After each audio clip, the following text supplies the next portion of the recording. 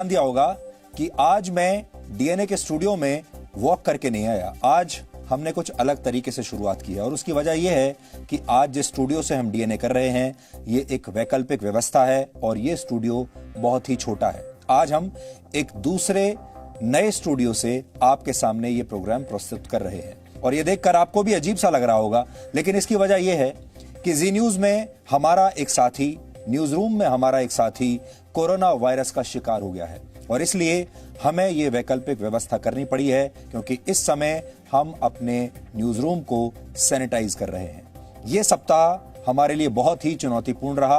पहले जमीन जिहाद की खबर दिखाने के बाद हमारे खिलाफ केरल में एफआईआर दर्ज हुई, फिर हमें पाकिस्तान से लगातार जान से मारने की धमकियां आती रहीं और सप्ताह खत्म होते होते आज हमारा सामना कोरोना वायरस से हो गया क्योंकि कोरोना वायरस जी न्यूज के न्यूज रूम तक अब पहुंच गया है और यह हमारे लिए एक बहुत बड़ी चुनौती है।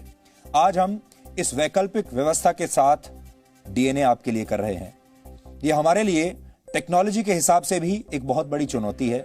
टेक्नोलॉजी भले ही 19-20 हो जाए, टीम के सदस्यों की संख्या भी भले ही बहुत कम हो जाए, लेकिन हम आपको आज ये आश्वस्त करना चाहते हैं कि ना तो हमारा जोश कम होगा और ना ही हमारे जज्बे में कोई कमी आएगी। इसलिए आपसे वादा करते हैं कि आपको ऐसे ही ताजा खबरें और उनका विश्लेषण मिलता रहेगा पहले की तरह ही।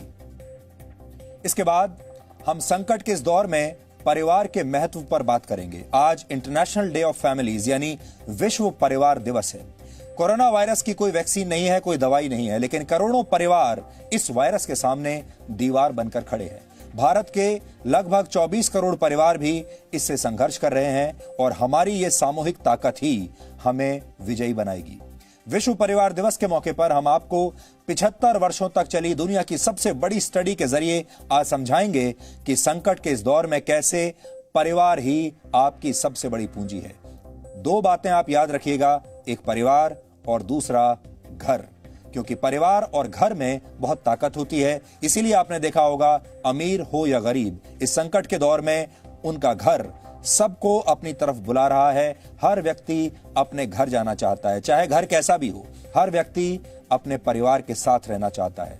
डीएनए भी एक परिवार की तरह है, इसलिए आपको हमारा आज का ये पारिवारिक विश्लेषण मिस नहीं करना चाहिए। और 2 दिनों से हम आपको लगातार ये बता रहे हैं कि इस दौर में नफा नुकसान के बारे में मत सोचिए और सिर्फ अपनी और अपने परिवार की जान बचाने पर ध्यान दीजिए। लेकिन आपको जानकर आज बहुत हैरानी होगी और निराशा भी होगी कि दवा बनाने वाली बड़ी बड़ी कंपनियों को इस दौर में भी सिर्फ अपने मुनाफे की फिक्र है। भारत में कोरोना वायरस के एक मरीज का इलाज करने में प्रतिदिन 20 से 25 हजार रुपए खर्च होते हैं, लेकिन एक स्टडी के मुताबिक अगर दवाई बनाने वाली बड़ी बड़ी कंपनियां चाहें तो यह इलाज 75 रुपए प्रतिदिन के खर्च पर भी किया जा सकता है। लेकिन बहुत सारी बड़ी दवा कंपनियां ऐसा नहीं करना चाहते। इसलिए आज हम संकट में भी मुनाफा कमाने वाली इस सोच का पर्दाफाश करेंगे। लेकिन सबसे पहले आज की तमाम बड़ी खबरें देखते हैं नॉन स्टॉप न्यूज में। वित्त मंत्री निर्मला सीतारमण ने आज आत्मनिर्भर भारत अभियान के तहत 20 लाख करोड़ के राहत पैकेज की तीसरी किश्त का ऐलान किया। वित्त मंत्री ने 11 अहम घोषणाएं की, जिनमें से 8 घोषणाएं किसानों और खेती से जुड़ी हैं। सीतारमण ने ऐलान किया कि कृषि इंफ्रास्ट्रक्चर के लिए 1 लाख करोड़ रुपए मिलेंगे, माइक्रो फूड सेक्टर के लिए 10,000 करोड़ का फंड, मछुआरों के लिए 20,000 करोड़ दिए जाएंगे, पशुपालन के लिए 15,000 करोड़ का फंड बनेगा, हर्बल खेती को बढ़ावा देने के लिए 4,000 करोड़ रुपए दिए जाएंगे। सूक्ष्म खाद्य संस्करण इकाइयों के लिए 10,000 करोड़ रुपए की योजना हम ये लेकर आए हैं, जो क्लस्टर बेस्ड अप्रोच होगी। लगभग 2 लाख ऐसी सूक्ष्म खाद्य संस्करण इकाइयों को इससे लाभ मिलेगा। गृह मंत्री अमित शाह ने वित्त मंत्री के ऐलान का स्वागत किया। गृह मंत्री अमित शाह ने कहा, मुझे पूर्ण विश्वास है कि आज प्रधानमंत्री श्री नरेंद्र मोदी जी के नेतृत्व में केंद्र सरकार द्वारा कृषि क्षेत्र के बुनियादी ढांचे के लिए 1 लाख करोड़ का कृषि इंफ्रास्ट्रक्चर फंड का निर्णय भारत के कृषि क्षेत्र और किसानों के कल्याण को एक नई दिशा देगा। सरकार ने अनाज, खाद्य तेलों, दालों, प्याज, आलू जैसी फसलों को आवश्यक वस्तु कानून के दायरे से बाहर निकालने का बड़ा फैसला किया है। इसके लिए 1955 के जरूरी कमोडिटी कानून में बदलाव होगा, जिससे किसानों को आवश्यक वस्तुओं के ज्यादा दाम मिलेंगे। किसान अपनी कुछ उपज विदेशी बाजारों में भी बेच सकेंगे। वित्त मंत्री के ऐलान का यूपी सरकार ने स्वागत किया है। मुख्यमंत्री योगी आदित्यनाथ ने कहा कि इस राहत पैकेज से लोकल को ग्लोबल बनाने में मदद मिलेगी। भारत के किसानों को ध्यान में रख करके जो घोषणाएं हुई हैं, 1 लाख करोड़ रुपए के कृषि इंफ्रास्ट्रक्चर पर खर्च करने और उसके माध्यम से कृषि इंफ्रास्ट्रक्चर को एक नई दिशा देने की दिशा में उठाया गया एक कदम है। कांग्रेस ने एक बार फिर राहत पैकेज पर सवाल उठाते हुए कहा है कि इसमें किसानों को कुछ नहीं मिला। क्या वित्त मंत्री ये जानती हैं कि किसान को दिया जा रहा न्यूनतम समर्थन मूल्य किसान की लागत से कम है? ना आज उसका हल बताया और ना ही सही कीमत देने का रास्ता। मजदूरों की घर वापसी पर बीजेपी ने कांग्रेस अध्यक्ष सोनिया गांधी और ममता बनर्जी पर राजनीति करने का आरोप लगाया है। बीजेपी ने कहा कि ममता बनर्जी ने अजमेर दरगाह में फंसे लोगों को निकालने के लिए ट्रेन चलाई, लेकिन अन्य लोगों को लाने में पहल नहीं की। ममता बनर्जी जी को तुरंत प्रेस के सामने आकर न केवल बंगालियों से पूरे हिंदुस्तान में क्षमा मांगनी चाहिए, अपितु इस प्रकार के एक कम्युनल कलर से ये जो रिलीफ पहुंचाने की वो प्रयत्न कर रही है, उस पर भी जवाब देना चाहिए। कांग्रेस ने बीजेपी के आरोपों को बेबुनियाद बताते हुए कहा कि सरकार मजदूरों को घर पहुंचाने में विफल रही है।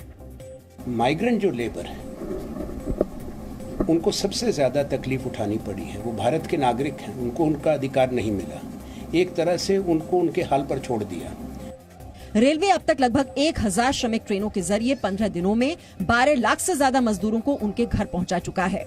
14 मई को सबसे ज्यादा करीब 2 लाख लोगों को 145 श्रमिक ट्रेनों के जरिए अलग अलग राज्यों से उनके घर पहुंचाया गया। देश भर में घर वापसी के लिए सड़क पर पैदल चल रहे मजदूरों को लेकर सुप्रीम कोर्ट ने टिप्पणी की है। औरंगाबाद में रेल की पटरियों पर मजदूरों की मौत के मामले में सुनवाई करते हुए कोर्ट ने कहा है कि अगर मजदूर पटरियों पर सोएंगे तो उन्हें कोई कैसे रोक पाएगा। सुप्रीम कोर्ट ने केंद्र सरकार से पूछा है कि क्या प्रवासी मजदूरों को पैदल चलने से रोका जा सकता है। केंद्र सरकार ने जवाब में कहा है कि राज्यों ने मजदूरों के लिए ट्रांसपोर्ट का इंतजाम किया है, लेकिन मजदूर गुस्से में पैदल जा रहे हैं। केंद्र ने बताया कि मजदूर इंतजार नहीं कर रहे हैं, ऐसे में उन्हें रोका नहीं जा सकता है। केंद्र ने ये भी कहा है कि मजदूरों को सिर्फ समझा सकते हैं, उन पर बल प्रयोग नहीं कर सकते। सुप्रीम कोर्ट ने लॉकडाउन के दौरान बंद फैक्ट्रियों को बड़ी राहत देते हुए सरकार से 1 हफ्ते में जवाब मांगा है। कोर्ट ने गृह मंत्रालय के उस आदेश पर रोक लगा दी है जिसमें प्राइवेट कंपनियों को अपने कर्मचारियों को पूरा वेतन नहीं देने पर कार्रवाई की बात कही गई थी। केंद्रीय कानून मंत्री रविशंकर प्रसाद ने कहा है कि कोरोना काल में संकट से निपटने के लिए मोदी सरकार ने ऐतिहासिक फैसले लिए हैं। रविशंकर प्रसाद ने किसानों को मजबूत करने के लिए हुए ऐलान के साथ ही MSME के लिए बिना गारंटी के लोन को ऐतिहासिक फैसला बताया। देश के इतिहास में पहली बार, मैं चाहता हूं GTV के दर्शक नोट करें, रेडी वाले, पटरी वाले 50 लाख के लिए 5,000 करोड़ रुपए की व्यवस्था की गई है। वो 10,000 रुपया सीधा लोन लेकर करके अपना काम शुरू कर सकते हैं। सूचना प्रसारण मंत्री प्रकाश जावड़ेकर ने कहा कि इस महामारी के दौर से निपटने के लिए केंद्र सरकार तैयार है और मिलकर इस संकट पर जीत पालेंगे। केंद्र सरकार ने रेलवे तैयार रखी, लेकिन लेना नहीं। ये कौन सी राजनीति है? ये जनता विरोधी राजनीति है, गरीब जनता के खिलाफ ये राजनीति है और इसकी जितनी भर्त्सना की जाए कम है। लॉकडाउन 4.0 पर फैसला होने से पहले ही आज मिजोरम ने राज्य में लॉकडाउन 31 मई तक के लिए बढ़ा दिया है। वहीं सूत्रों के मुताबिक पश्चिम बंगाल, पंजाब, महाराष्ट्र, असम और तेलंगाना भी अपने यहाँ लॉकडाउन बढ़ाने के पक्ष में हैं। देश में लॉकडाउन के चौथे चरण का कल ऐलान हो सकता है। नए नियमों को लेकर गृह मंत्रालय गाइडलाइंस जारी करेगा। सूत्रों के मुताबिक नागरिकों को स्वास्थ्य और सुरक्षा का खुद ध्यान रखना होगा। लॉकडाउन 4.0 में अर्थव्यवस्था पर जोर दिया जा सकता है। केंद्र की तरफ से राज्यों को छूट दी जा सकती है। ग्रीन जोन में यातायात और उद्योगों को अनुमति मिल सकती है। साथ ही ग्रीन जोन में बस और टैक्सी चलाने को मंजूरी मिल सकती है। यात्री ट्रेन को फिलहाल नहीं चलाया जाएगा, लेकिन स्पेशल ट्रेन और श्रमिक ट्रेन पहले की तरह चलेंगी और संख्या और रूट में इजाफा किया जाएगा। 18 मई से चुनिंदा रूट पर घरेलू उड़ान सेवा पर भी विचार किया जाएगा। लॉकडाउन के चौथे चरण में हार्डवेयर और बाइक वर्कशॉप समेत कई और दुकानों को खोलने की भी इजाजत दी जा सकती है। भारत में कोरोना संक्रमितों की संख्या 82,000 के करीब पहुंच गई है। स्वास्थ्य मंत्रालय के मुताबिक देश में अब तक 81,970 लोग कोरोना वायरस से संक्रमित हैं, जबकि संक्रमण से अब तक 2,649 लोगों की मौत हुई है। इलाज के बाद 27,920 लोग ठीक हो चुके हैं। कई राज्यों में भी कोरोना का संक्रमण लगातार बढ़ रहा है। तमिलनाडु और गुजरात में कोरोना संक्रमितों की संख्या 10,000 के करीब पहुंच गई है। तमिलनाडु में अब 9,674 लोग संक्रमित हैं, जबकि 66 लोगों की मौत हुई है, जबकि गुजरात में कोरोना संक्रमितों की संख्या 9,591 पहुंच गई है। 586 लोगों की मौत हुई है। राजस्थान में 4,534 कोरोना संक्रमित हैं और 125 लोगों को जान गंवानी पड़ी है। मध्य प्रदेश में भी कोरोना संक्रमित की संख्या 4,426 हो गई है। वहीं उत्तर प्रदेश में 3,902 लोग वायरस से संक्रमित हैं और अब तक 88 लोगों की मौत हुई है। एयरपोर्ट अथॉरिटी ऑफ इंडिया ने हवाई यात्रा करने वाले यात्रियों के लिए आरोग्य सेतु ऐप को डाउनलोड करना अनिवार्य बना दिया है। साथ ही यात्रियों को हैंड सैनिटाइजर भी साथ रखने को कहा है। दिल्ली सरकार ने कोरोना संक्रमण को लेकर लॉकडाउन 4.0 में दी जाने वाली जरूरी ढील पर प्रस्ताव केंद्र सरकार को भेज दिया है। दिल्ली सरकार ने केंद्र सरकार को 17 मई के बाद सोशल डिस्टेंसिंग का पालन करते हुए बाजार, शॉपिंग कॉम्प्लेक्स खोले जाने और बसों, मेट्रो सर्विस को शुरू किए जाने का प्रस्ताव दिया है। लोगों ने सुझाव दिए हैं कि कई सारे सुझाव हैं कि भाई मॉल्स को शायद 1/3 खोल लिया जाए, कोई कहता है 25% से खोला जाए, कोई कहता है 50% से खोला जाए। शॉप्स के लिए ज्यादातर लोगों का ये कहना है कि इवन और कुछ कर लिया जाए कि भाई जो मेन मार्केट्स हैं उनको इवन और खोले। कुछ लोगों ने कहा हफ्ते में 3 दिन खोल लें, तो इस तरह के बहुत सारे सजेशन हैं। दिल्ली सरकार ने दिल्ली के लोगों के सुझाव के आधार पर केंद्र को प्रस्ताव दिया है। दिल्ली में लोगों ने गैर जरूरी वस्तुओं की 25 से 50% दुकानें और इवन के नियम से खोलने का सुझाव दिया था। हालांकि दिल्ली में कोरोना संक्रमण लगातार बढ़ रहा है, जबकि संक्रमण से अब तक 115 की मौत हुई है। दिल्ली में 3,045 लोग इलाज से ठीक हुए हैं। वहीं दिल्ली हाईकोर्ट ने शराब की बिक्री पर स्पेशल कोरोना फीस लगाने को चुनौती देने वाली याचिका पर सुनवाई के बाद दिल्ली सरकार को नोटिस जारी किया है। देश में सबसे ज्यादा कोरोना केस वाले राज्य महाराष्ट्र में संक्रमित मरीजों की संख्या बढ़कर 27,524 पहुंच गई है। महाराष्ट्र में सबसे ज्यादा 1,029 लोगों की कोरोना से जान जा चुकी है। महाराष्ट्र में अब तक 1,061 पुलिस वाले भी कोरोना से संक्रमित हुए हैं।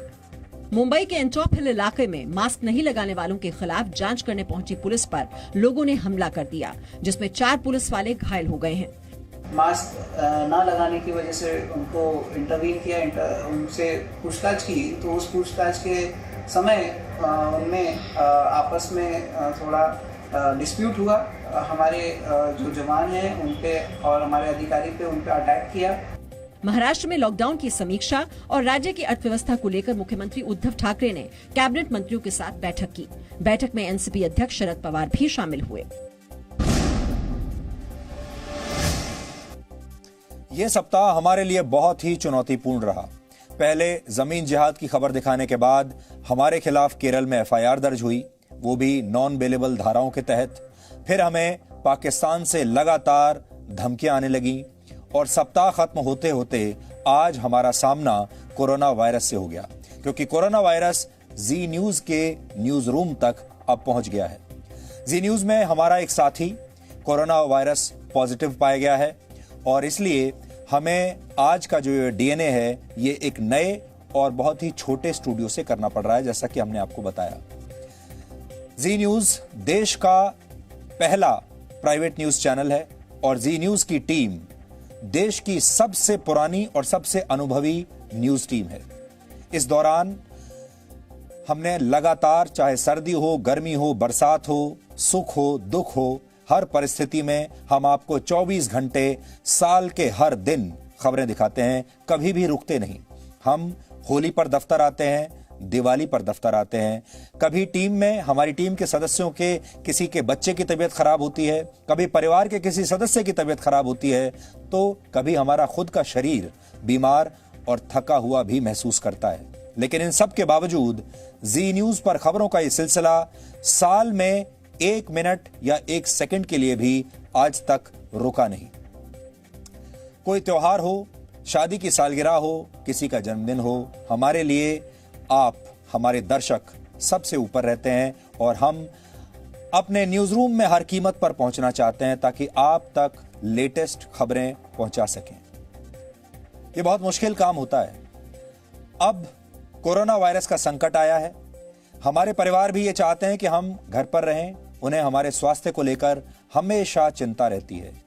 हमें उनके स्वास्थ्य को लेकर लगातार फिक्र होती है जब हम बाहर होते हैं, अपने काम पर होते हैं। लेकिन इस संकट के दौरान भी हमारी पहली प्राथमिकता आप हैं और इसलिए खतरे के बावजूद हम हर रोज अपने काम पर आते हैं। हमारी जितनी भी टीम है, हजारों लोगों की हमारी टीम है, उनमें सब लोग ये जानते हैं कि रोज काम पर आने का मतलब यह है कि एक ना एक दिन उन्हें भी कोरोना वायरस का संक्रमण हो सकता है और यह तय है कि होगा भी। लेकिन इसके बावजूद भी सब लोग काम पर आ रहे हैं। कर्तव्य अपने साथ चुनौतियां लेकर आता है और अपना कर्तव्य निभाते निभाते जी न्यूज के न्यूज रूम का एक एक सदस्य भी कोरोना वायरस का अगर शिकार हो भी गया तो भी वो लगातार काम करता रहेगा। और इसी वजह से आज हम एक नए और छोटे स्टूडियो में शिफ्ट करके आपके लिए डीएनए कर रहे हैं, क्योंकि कोरोना वायरस तो हमारे न्यूज रूम में आ गया, लेकिन जी न्यूज तब भी रुकेगा नहीं। और जैसे हम वर्षों से आपको लगातार खबरें देते आ रहे हैं, अब भी वैसे ही देंगे। और हम आपसे ये वादा करते हैं कि आपको आज भी खबरें पहले जैसी ही मिलेंगी। यहां से डीएनए करना हमारे लिए टेक्नोलॉजी के हिसाब से भी एक बहुत बड़ी चुनौती है, लेकिन इस चुनौती के बावजूद हम आज आपको ये आश्वस्त करना चाहते हैं कि ये सब कुछ जो हमारे बीच में हुआ है, इसे हम एक बहुत बड़ी दुर्घटना मानते हैं। ये कोई छोटी मोटी बात नहीं है कि आपके बीच में हर रोज आपसे मिलने वाले आपकी टीम के किसी सदस्य को कोरोना वायरस पॉजिटिव पाया जाए। लेकिन हम आपसे कहना चाहते हैं कि हमारे जोश में, हमारे जज्बे में कोई कमी नहीं आएगी। जी न्यूज के न्यूज रूम में आए इस संक्रमण के मामले को लेकर हम बहुत गंभीर हैं। जी न्यूज का मैनेजमेंट बहुत गंभीर है और हम इससे जुड़ी तमाम सावधानियां बरत रहे हैं। सबसे बड़ी बात यह है कि ये ऐसी चीज है जिसे शायद बहुत सारी कंपनियां या हमारी जगह कोई और होता तो शायद छुपाने की कोशिश करते, लेकिन हम बहुत ईमानदारी से आपके साथ और दुनिया के साथ ये जानकारी शेयर कर रहे हैं। हमारे लिए हमारे हर साथी की जान बहुमूल्य है, बहुत कीमती है, और इसलिए हम इस मामले में भी कोई भी रिस्क लेना नहीं चाहते। संक्रमण के इस मामले की वजह से ही हम आज का डीएनए यहां से कर रहे हैं, क्योंकि जी न्यूज का हेडक्वार्टर अब सील हो गया है और अगले 48 घंटों तक जी न्यूज में, हमारे न्यूज रूम में और बाकी के दफ्तर में सैनिटाइजेशन का काम किया जाएगा। उसके बाद ही हमारा स्टाफ उस बिल्डिंग में लौट पाएगा। इस दौरान हम तमाम सरकारी अथॉरिटीज को पूरा सहयोग दे रहे हैं, प्रोटोकॉल का पालन कर रहे हैं और हमारा मानना है कि कोरोना के संक्रमण के मामले में बरती गई ईमानदारी और इसके बारे में दी गई सूचना ही सबसे बड़ा बचाव है और हम ये काम कर रहे हैं। हमारे न्यूज रूम में काम करने वाले जो भी सदस्य कोरोना पॉजिटिव पाए गए, साथी के संपर्क में आए थे, उन सब का हमने कोरोना टेस्ट करवा लिया है। ज्यादातर का, बाकियों का टेस्ट करवाया जा रहा है और हमने अपने इन सभी साथियों को जो हमारे उस साथी के संपर्क में आए थे, जांच रिपोर्ट आने तक क्वारंटीन कर दिया है। जब तक हम ये सुनिश्चित नहीं कर लेते कि जी न्यूज का ऑफिस पूरी तरह से संक्रमण से मुक्त है, तब तक हम इसे लेकर हर प्रकार की सावधानी और ईमानदारी बरतने के लिए पूरी तरह से प्रतिबद्ध हैं। और आपको भी, क्योंकि आप हमारे परिवार के सदस्य हैं, ये जानने का पूरा हक है कि हमारे न्यूज रूम में, हमारी टीम में इस समय क्या चल रहा है। और सबसे बड़ी बात यह है कि लगभग 2 महीने से हम पूरी दुनिया को कोरोना वायरस के बारे में अपडेट्स दे रहे हैं, जानकारी दे रहे हैं, शायद ये भी बता रहे हैं कि इससे कैसे बचना चाहिए, क्या क्या करना चाहिए, लेकिन आज हम खुद ही इससे बच नहीं पाए। अब हमने अपनी पूरी टीम को एक छोटे न्यूज रूम में और एक छोटे स्टूडियो में शिफ्ट कर दिया है। हो सकता है कि अगले कुछ दिनों के लिए हमें इसी व्यवस्था के तहत काम करना पड़े, एक छोटी टीम के साथ काम करना पड़े, एक छोटे दफ्तर से ऑपरेट करना पड़े और टेक्नोलॉजी के मामले में भी हमें कई जगह कॉम्प्रोमाइज करने पड़ेंगे। लेकिन इस परेशानी के बावजूद हमारा जोश और जज्बा पहले जैसा ही बना रहेगा और हमें यकीन है कि आपका सहयोग और जी न्यूज पर आपका विश्वास, इसमें कोई भी कमी नहीं आने देगा। इसलिए पहली जानकारी यह है, यह हमारे लिए एक बहुत ही चुनौती की घड़ी है और हम इस चुनौती की घड़ी में भी प्रतिबद्ध हैं। हम लगातार काम करते रहेंगे। डीएनए भी ऐसे ही चलता रहेगा। आप जितने भी हमारे शोज देखते हैं वो ऐसे ही चलते रहेंगे। आज इंटरनेशनल डे ऑफ फैमिलीज यानी अंतर्राष्ट्रीय परिवार दिवस है, इसलिए आज हम संकट की इस घड़ी में परिवार के महत्व पर आपसे बात करना चाहते हैं, क्योंकि भारत को आज भी परिवारों का देश कहा जाता है। हम अपने स्वभाव से ही बहुत पारिवारिक माने जाते हैं और परिवार को हमारे देश में, हमारे संस्कारों में बहुत महत्व दिया जाता है। और जी न्यूज की जो फिलॉसफी है, जो जी टीवी की फिलॉसफी रही है, वो रही है वसुधैव कुटुंबकम की, यानी पूरा विश्व हमारे लिए एक परिवार की तरह है। हम सब एक ही परिवार हैं। डीएनए भी एक परिवार की तरह है और आप सब इस परिवार के सदस्य हैं। भारत में करीब 24 करोड़ परिवार रहते हैं और आज का हमारा यह विश्लेषण इन परिवारों में रहने वाले हर एक सदस्य को ध्यान से देखना चाहिए। परिवार दिवस मनाए जाने की शुरुआत वर्ष 1993 में हुई थी और इसका मकसद परिवार से जुड़े मुद्दों पर जागरूकता पैदा करना है। लेकिन आपको जानकर हैरानी होगी कि सभ्यता की शुरुआत में परिवार जैसी कोई अवधारणा थी ही नहीं और जैसे जैसे इंसानों ने प्रगति की वैसे वैसे समुदाय छोटे छोटे हिस्सों में बंटने लगे और यहीं से परिवार की उत्पत्ति हुई, परिवार की शुरुआत हुई। कुछ इतिहासकारों का तर्क है कि परिवार की शुरुआत तब हुई जब इंसानों ने खेती बाड़ी करनी शुरू की, जब कृषि करना सीखा। कृषि करने की वजह से इंसानों ने शिकार पर जाना कम कर दिया और वो जमीन के अलग अलग हिस्सों पर खेती बाड़ी करने लगे। कृषि योग्य इस जमीन के मालिकाना हक को तय करने के लिए परिवारों की शुरुआत हुई, क्योंकि किसी व्यक्ति के मर जाने की स्थिति में उसके परिवार को यह जमीन ट्रांसफर की जा सकती थी। कुल मिलाकर इंसानों की विकास यात्रा में परिवार स्थायित्व लेकर आया। आज भी अगर आप अपने परिवार के बारे में कल्पना करते हैं तो परिवार का मतलब होता है स्थायित्व, परिवार का मतलब होता है स्टेबिलिटी, और इसमें परिवार में आपका घर भी शामिल है। बार बार हम ये कहते हैं घर में बहुत ताकत होती है। घर आपको, आप चाहे कहीं भी हों, अपनी तरफ आपको खींचता है। इसी तरह परिवार भी आपको अपनी तरफ खींचता है और स्थायित्व की यही भावना धीरे धीरे समुदायों, समाज और फिर राष्ट्र के रूप में विकसित होने लगी। आमतौर पर कोई परिवार तब शुरू होता है जब एक स्त्री और पुरुष का विवाह होता है और आगे चलकर वो किसी संतान को जन्म देते हैं। लेकिन विवाह की प्रथा भी करीब 4300 वर्ष पुरानी ही मानी जाती है। कहते हैं विवाह की शुरुआत 2350 ईसा पूर्व मेसोपोटामिया में हुई थी और इसका उद्देश्य सही उत्तराधिकारी तय करना था। लेकिन आपको जानकर हैरानी होगी कि इस प्रथा के बावजूद महिलाओं को परिवार में दोयम दर्जे का माना जाता था और 20वीं सदी की शुरुआत में पहली बार महिलाओं को वोट डालने का अधिकार मिला, बहुत देर से। इसी के बाद परिवार में पति और पत्नी का महत्व एक दूसरे के बराबर हो गया और परिवारों का जो आधुनिक स्वरूप आप देखते हैं अब, वो इसी विकास क्रम का एक हिस्सा है। धीरे धीरे परिवार नाम की यह संस्था बहुत महत्वपूर्ण हो गई और परिवार का साथ सफलता की कुंजी बन गया। पश्चिम में, यानी पश्चिमी देशों में, उनकी सभ्यता में परिवार की अवधारणा भले ही नई हो, लेकिन भारत में हर युग में परिवार को बहुत महत्वपूर्ण माना गया है। भारतीय संस्कृति में संसार को भी एक परिवार के तौर पर देखा जाता है और जैसे हम आपको बता रहे थे, जो जी टीवी की फिलॉसफी है, जो जी परिवार की सोच है, विचारधारा है, वो भी यही कहती है वसुधैव कुटुंबकम, यानी पूरा विश्व हमारे लिए एक परिवार है। भारत ही अकेला ऐसा देश है जिसने वसुधैव कुटुंबकम का संदेश दुनिया को दिया और हम आज भी मानते हैं कि सुख और दुख की हर घड़ी में हमें दुनिया के साथ खड़े रहना चाहिए। जी टीवी आज लगभग 190 देशों में प्रसारित होता है पूरी दुनिया में। आप ऐसा समझ लीजिए कि दुनिया के हर कोने में जी टीवी जाता है। इसलिए हम कह सकते हैं कि जी टीवी ने पूरी दुनिया को एक साथ पिरो कर रखा है, एक साथ बांधकर, एक परिवार की तरह बांध कर रखा है और इसलिए हम भी यही कहते हैं वसुधैव कुटुंबकम। कोरोना वायरस भी दुख की ऐसी घड़ी है और इस संकट ने परिवार के महत्व को अब एक नया आयाम दे दिया है।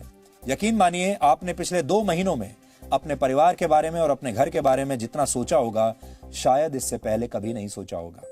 और ये 2 महीने आपको अपने परिवार के बहुत करीब लाए होंगे। यही वजह है कि मुसीबत की इस घड़ी में हर व्यक्ति अपने परिवार के पास लौटना चाहता है, अपने घर जाना चाहता है, चाहे उसे सैकड़ों हजारों किलोमीटर पैदल ही क्यों न चलना पड़े, लेकिन वो घर जाना चाहता है। चाहे कोई करोड़पति हो या फिर कोई गरीब मजदूर, हर किसी के लिए इस समय परिवार ही उसका सबसे बड़ा सहारा है। परिवार में एक अजीब सी शक्ति होती है और इसी शक्ति की वजह से हर कोई आखिरकार अपने परिवार के साथ ही रहना चाहता है। भले ही हम पूरे विश्व को अपना परिवार मानते हैं, लेकिन एक सच्चाई ये भी है कि परिवारों का आकार धीरे धीरे अब छोटा होता जा रहा है। संयुक्त राष्ट्र की एक ताजा रिपोर्ट के मुताबिक दुनिया में 65% परिवार ऐसे हैं जिनमें पति और पत्नी के अलावा सिर्फ बच्चे हैं, यानी संयुक्त परिवार की प्रथा अब धीरे धीरे समाप्त हो रही है। बड़े परिवार इसलिए महत्वपूर्ण माने जाते थे क्योंकि उनसे सुरक्षा का भाव पैदा होता था, लेकिन अब लोग आत्मनिर्भर बन रहे हैं और कामकाज के दबाव और दूसरी परेशानियों की वजह से उन्हें संयुक्त परिवार से दूर रहना पड़ता है। क्योंकि आजकल आपने देखा होगा, काम भी ऐसा है, प्रोफेशन भी ऐसा है जो आपको कई बार अपने परिवार के साथ नहीं रहने देता। कई बार काम पर जाने के लिए, काम करने के लिए, पैसा कमाने के लिए आपको अपना घर छोड़ना होता है और कई बार परिवार भी छोड़ना पड़ता है। लेकिन इस आत्मनिर्भरता के बावजूद दुनिया के 8% परिवार ऐसे हैं जो भयंकर गरीबी में जी रहे हैं। इतनी तरक्की के बावजूद यूरोप के कई देशों में भी बेघर लोगों की संख्या तेजी से बढ़ रही है और इन बेघरों में से 20% परिवार हैं। अमेरिका में जितने लोग बेघर हैं उनमें से 33% परिवारों में रहते हैं। यानी बड़े बड़े देशों में माता पिता समेत उनके बच्चे भी बेघर हो रहे हैं। दुनिया के विशेषज्ञों ने आशंका जताई है कि कोरोना वायरस की वजह से बेघर परिवारों की संख्या अब बहुत तेजी से बढ़ सकती है और इसका कारण यह है कि कोरोना वायरस की वजह से बड़ी संख्या में रोजगार समाप्त हो गए हैं और अब लोगों के पास घर का किराया या फिर अपनी EMI देने की क्षमता नहीं बची है। दुनिया के अलग अलग देशों की सरकारें यह दावा करती हैं कि वो गरीबी में जी रहे परिवारों को किसी न किसी तरह की आर्थिक मदद दे रही हैं, लेकिन सच ये है कि दुनिया में 45% परिवार ऐसे हैं जिन्हें किसी तरह की आर्थिक मदद नहीं मिलती। हालांकि दुनिया के 96% देश ऐसे हैं जो महिलाओं को मैटरनिटी लीव देते हैं, जबकि 53% देश ऐसे हैं जो पुरुषों को भी पैटर्निटी लीव की सुविधा देते हैं। ये कामकाजी लोगों को दी जाने वाली वो छुट्टियां होती हैं जो उन्हें माता पिता बनने पर दी जाती हैं ताकि वो अपने बच्चे का ख्याल रख सके। लेकिन इनमें से भी सिर्फ 27% देश ऐसे हैं जहां 6 महीने की जरूरी मैटरनिटी लीव दी जाती है और इस दौरान महिला कर्मचारियों को पूरी तनख्वाह देने वाले देशों की संख्या सिर्फ 53% है। यानी आज के दौर में परिवार संभालना और परिवार की जरूरतों का ख्याल रखना आसान काम नहीं है। कोरोना वायरस ने इस काम को और मुश्किल बना दिया है, लेकिन सच ये भी है कि परिवार के बगैर ये लड़ाई लड़ना किसी के लिए भी असंभव है। इस समय आपको परिवार चाहिए और जब तक इसमें आपको आपके परिवार का साथ नहीं मिलेगा तब तक शायद आप इसमें विजयी नहीं हो पाएंगे। इसलिए अगर आप इस समय अपने घर पर हैं, अगर आप इस समय अपने परिवार के साथ हैं, तो आपसे ज्यादा भाग्यशाली कोई और नहीं। इसलिए आपको परिवार का महत्व समझाने के लिए हमने एक छोटा सा विश्लेषण तैयार किया है। इस विश्लेषण को आप अपने पूरे परिवार के साथ बैठकर देखिए और शुक्र मनाइए कि आप अपने घर में अपने परिवार के साथ हैं।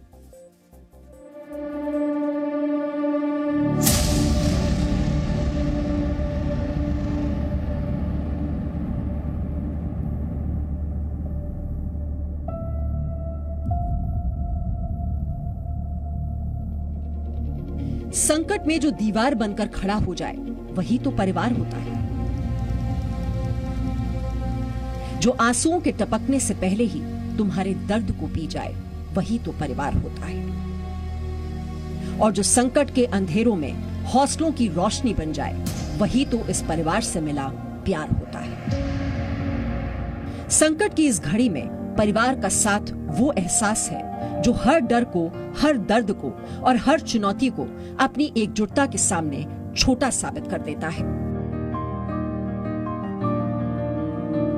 कोरोना वायरस लाखों परिवारों पर पहाड़ बनकर टूटा है, लेकिन इस चुनौती ने परिवार की डोर को और मजबूत किया है। जिसके पास करोड़ों रुपए हैं, वो भी अपने परिवार के पास लौटना चाहता है। जिसके पास कुछ नहीं है, उसके पास भी परिवार को गले लगाने की प्यास है।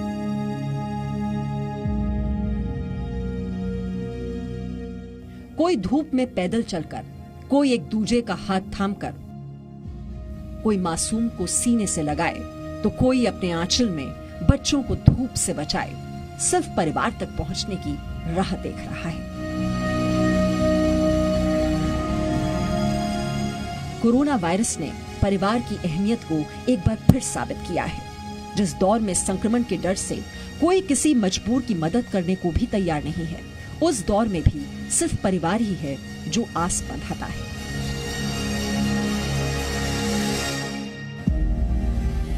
कोरोना वायरस ने बहुत सारे परिवारों को हमेशा के लिए उजाड़ दिया है। कई परिवारों की जिंदगियां हमेशा के लिए बदल गई हैं। लेकिन परिवार उस संस्था का नाम है जो बिखरने के बाद भी सब कुछ संभालने का मादा रखती है। कोरोना वायरस के संक्रमण की एक तस्वीर ये भी है जिसमें एक व्यक्ति की मौत हो जाने के बाद अंतिम यात्रा में उनके परिवार के लोग भी शामिल नहीं हो पाए और उनका अंतिम संस्कार सरकारी अधिकारियों ने किया।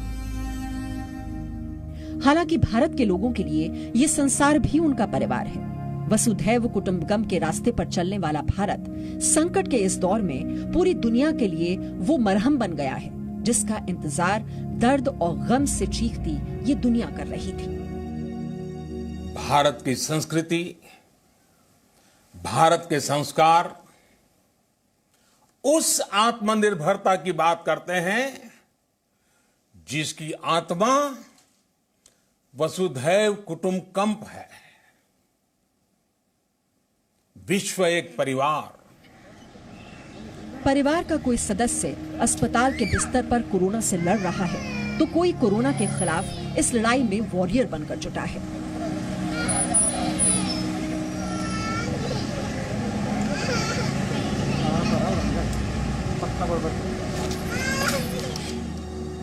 कोई मीलों तक का सफर सिर्फ परिवार से मिलने के लिए कर रहा है तो कोई अपनों को बचाने के लिए जी जान से लगा है। मेरे बोला आस्ते आस्ते 1 महीना 2 महीने में तो जाएंगे, मांग के खाते जाएंगे, पानी पीते जाएंगे। वहाँ मेरा पापा 18 जनवरी को डेट कर गए थे, फरवरी में मैं आया तो तब लॉकडाउन लगे माँ। और परिवार कहाँ है? गांव पे? फोन पे बात हुई है अभी? ये पूरा परिवार लेके आ रहे हैं? हाँ बाबूजी, पूरा परिवार लेके। कौन है? बहू है? हाँ जी। बहू बेटा? हाँ बहू बेटा। लेकिन ऐसा नहीं है कि कोरोना वायरस ने रिश्तों और परिवारों को सिर्फ मजबूत किया है। कुछ मामलों में इस संकट ने इन रिश्तों का असली चेहरा भी दिखा दिया है। स्पेन और इटली जैसे देशों में बुजुर्गों को उनके हाल पर छोड़ देना हो या फिर परिवार के किसी संक्रमित व्यक्ति से भावनात्मक दूरी बना लेना, ये सब घटनाएं बताती हैं कि परिवार संकट में मजबूत होते हैं तो कई बार इसकी दीवारें दरकने भी लगती हैं। लेकिन फिर भी परिवार से मजबूत कोई ऐसी शील्ड नहीं है जो आपको संकटों से बचा सके। इसलिए कोरोना से बचने के लिए चेहरे पर तो फेस मास्क लगाइए, लेकिन रिश्तों की सच्चाइयों पर पर्दा डालने से बचिए। खुलकर बात कीजिए, एक दूसरे के साथ बैठिए, हाथ में हाथ लेकर अपने परिवार के किसी सदस्य से कहिए, तुम डरो मत, मैं हूं ना। यही परिवार की ताकत है और इस ताकत को पहचान कर आप जीवन में कुछ भी हासिल कर सकते हैं।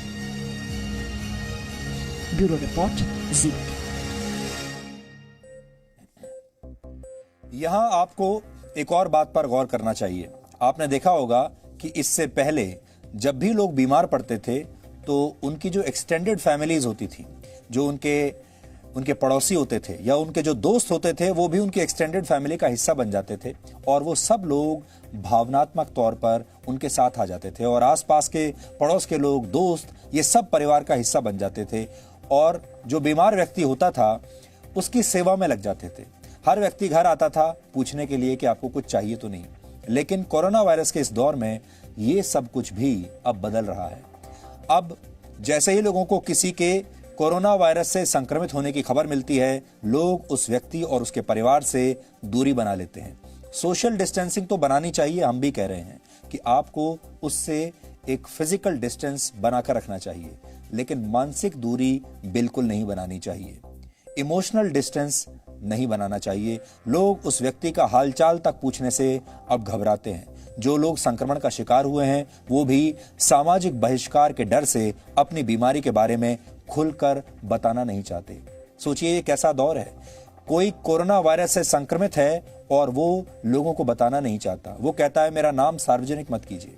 लेकिन हम आप सब लोगों से यही कहना चाहते हैं कि ऐसा बिल्कुल मत कीजिए। कोरोना वायरस के संक्रमण को लेकर बढ़ती गई ईमानदारी ही इस देश का भविष्य तय करेगी। ये आपके परिवार और समाज की सुरक्षा के लिए बहुत जरूरी है। इसलिए इसे लेकर बिल्कुल भी घबराइए मत और ईमानदारी से लोगों को अपनी स्थिति की सूचना दीजिए। और अगर आपके आसपास जो लोग कोरोना वायरस से संक्रमित लोगों के साथ भेदभाव करते हैं, उन्हें भी ये समझना चाहिए कि ये भेदभाव समाज के बीच एक खाई पैदा कर सकता है। पिछले कुछ दिनों से आपने देखा होगा बहुत सारे लोग उन लोगों के साथ भेदभाव कर रहे हैं, गलत व्यवहार कर रहे हैं जिन्हें कोरोना का संक्रमण हुआ है या जिन्हें ऐसे संक्रमण की आशंका है, या जो लोग फ्रंट लाइन पर कोरोना वायरस से लड़ रहे हैं। इनमें हमारे देश के हेल्थ वर्कर्स हैं, डॉक्टर्स हैं, नर्सेज हैं, पुलिसकर्मी हैं और यहां तक कि हमारे देश के मीडिया कर्मी भी शामिल हैं। ये सारे एसेंशियल सर्विसेज का एक हिस्सा हैं और ये सब लोग लगातार काम पर जा रहे हैं ताकि घर बैठे आपकी सेवा कर सके। आज जब हमने जी न्यूज के न्यूज रूम में आए इस कोरोना संक्रमण के बारे में आपको सब कुछ सच सच खुलकर बताने का फैसला किया, तो भी हमारे न्यूज रूम के बहुत सारे साथियों को अंदर ही अंदर ये डर था कि वो लोग जहां रहते हैं, जिन सोसाइटीज में रहते हैं, जिन मोहल्लों में रहते हैं, वहां ये बात पता लगने के बाद कि जी न्यूज में एक व्यक्ति कोरोना पॉजिटिव पाया गया है, हो सकता है कि बाकी के जी न्यूज में काम करने वाले लोगों के साथ भी उनके अड़ोस पड़ोस के लोग भेदभाव कर सकते हैं। आपको याद होगा थोड़े दिन पहले एयर इंडिया के जो पायलट्स थे जो कि विदेशों से लोगों को लेकर आ रहे थे, उनकी कुछ ऐसी सोसाइटीज थी जिन्होंने इन पायलट्स को अपनी सोसाइटी में आने से रोकने की कोशिश की थी। इसी तरह ऐसे भी बहुत सारे घर और सोसाइटीज हैं, मोहल्ले हैं जहां पर डॉक्टरों को वापस आने से रोकने की कोशिश की गई। लेकिन आपको ध्यान रखना है कि संक्रमण के इस दौर में शारीरिक दूरी ही बनानी है, लेकिन भावनात्मक दूरी बनाने की कोई आवश्यकता नहीं है, बल्कि भावनात्मक रूप से आपको और उस व्यक्ति के और उसके परिवार के करीब जाना चाहिए। ये बिल्कुल एक उल्टी गंगा आजकल बह रही है। इससे पहले हम जो भी बीमार होता था उसका बड़ा ख्याल रखते थे और हमारी सिंपैथी उसके साथ होती थी, और अब उल्टा हो रहा है।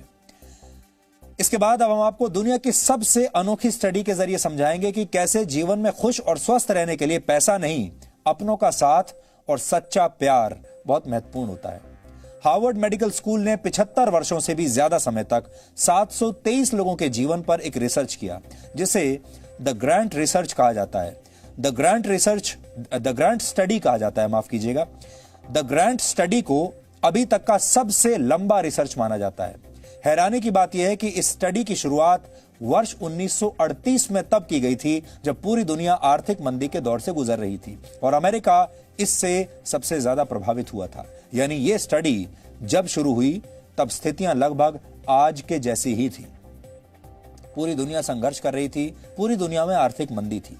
इस स्टडी में शामिल किए गए 723 लोगों में से कुछ लोग आज भी जीवित हैं और इन जीवित लोगों में से कुछ की उम्र अब 90 वर्ष से ज्यादा हो चुकी है और अब इन लोगों के 2000 बच्चों पर भी स्टडी की जा रही है। यानी उन 700 लोगों के अब 2000 से ज्यादा बच्चे हैं। यानी करीब 78 वर्ष पुरानी ये स्टडी आज भी चल रही है। 1938 में शुरू की गई इस स्टडी में 2 ग्रुप्स को शामिल किया गया, 2 समूहों को। पहला समूह उन लोगों का था जो हार्वर्ड जैसे नामी गिरामी शिक्षण संस्थान से पढ़कर निकले थे और दूसरा समूह था बोस्टन के गरीब इलाकों में रहने वाले कुछ युवाओं का। गरीब इलाके से जानबूझकर ऐसे युवाओं को चुना गया जो बहुत ज्यादा परेशानियों का सामना कर रहे थे, जिनके पास खाने तक के पैसे नहीं थे।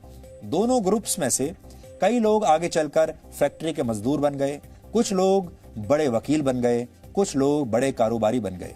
इतना ही नहीं, स्टडी में शामिल एक युवा तो आगे चलकर अमेरिका का राष्ट्रपति भी बन गया और इस युवा का नाम था जॉन एफ कैनेडी। इस स्टडी में शामिल कई लोगों को शराब की लत लग गई, कई लोग मानसिक बीमारियों के शिकार हुए और कुछ लोगों ने बहुत मेहनत से खुद को आर्थिक और सामाजिक रूप से मजबूत बनाया, जबकि कई लोगों ने उल्टी राह पकड़ ली और वो आर्थिक और सामाजिक मजबूती से बर्बादी की तरफ बढ़ गए। हर 2 वर्ष में इन लोगों को सवालों की एक सूची भेजी जाती थी, क्वेश्चनर भेजा जाता था जिसमें कई तरह के सवाल होते थे और इन लोगों के लिविंग रूम्स में इन लोगों का इंटरव्यू लिया जाता था। मेडिकल रिकॉर्ड की जांच की जाती थी, देखा जाता था इनका स्वास्थ्य कैसा है और इनकी पत्नियां, बच्चों और पोते पोतियों से भी बातचीत की जाती थी। आपको इस स्टडी के अभी तक के नतीजे जानकर बहुत हैरानी होगी। इस स्टडी से मुख्य रूप से 3 निष्कर्ष सामने आए हैं। पहला निष्कर्ष ये कि जो लोग सामाजिक तौर पर लोगों से जुड़े रहते हैं वो ज्यादा खुश और ज्यादा सेहतमंद होते हैं, ज्यादा स्वस्थ होते हैं। यानी खुश रहकर हासिल किया गया स्वास्थ्य ही सफलता की कुंजी है। आप स्वस्थ हैं तो आप खुश रहेंगे, आप खुश हैं तो आप स्वस्थ रहेंगे। आपको स्वस्थ भी रहना होगा और खुश भी रहना होगा। पहली बात तो यह है। इस स्टडी के मुताबिक जिन लोगों के संबंध कम लोगों से है, जो ज्यादा लोगों से बातचीत नहीं करते, उनके लिए अकेलापन जहर की तरह काम करता है। इस स्टडी से दूसरा बड़ा सबक यह मिला कि दोस्तों और पार्टनर्स की संख्या चाहे कितनी भी हो, अगर उसमें गुणवत्ता ना हो तो ऐसे रिश्ते ज्यादा नहीं चल पाते। शोधकर्ताओं का मानना है कि ऐसे रिश्तों में टकराव की स्थिति में रहने से अच्छा है कि आप अलग हो जाएं। इस रिश्ते को तोड़ दें या विवाह की भाषा में कहें तो तलाक ले लें।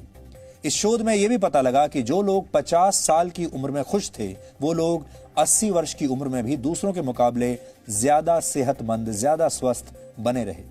इस स्टडी से जो तीसरा और अंतिम निष्कर्ष निकला वो ये था कि जिन लोगों ने अपने काम को बहुत ही हल्के फुल्के अंदाज में किया और अपने सहकर्मियों को वर्कमेट की जगह प्लेमेट समझा, वो लोग 75 वर्ष की उम्र में सबसे ज्यादा खुश पाए गए।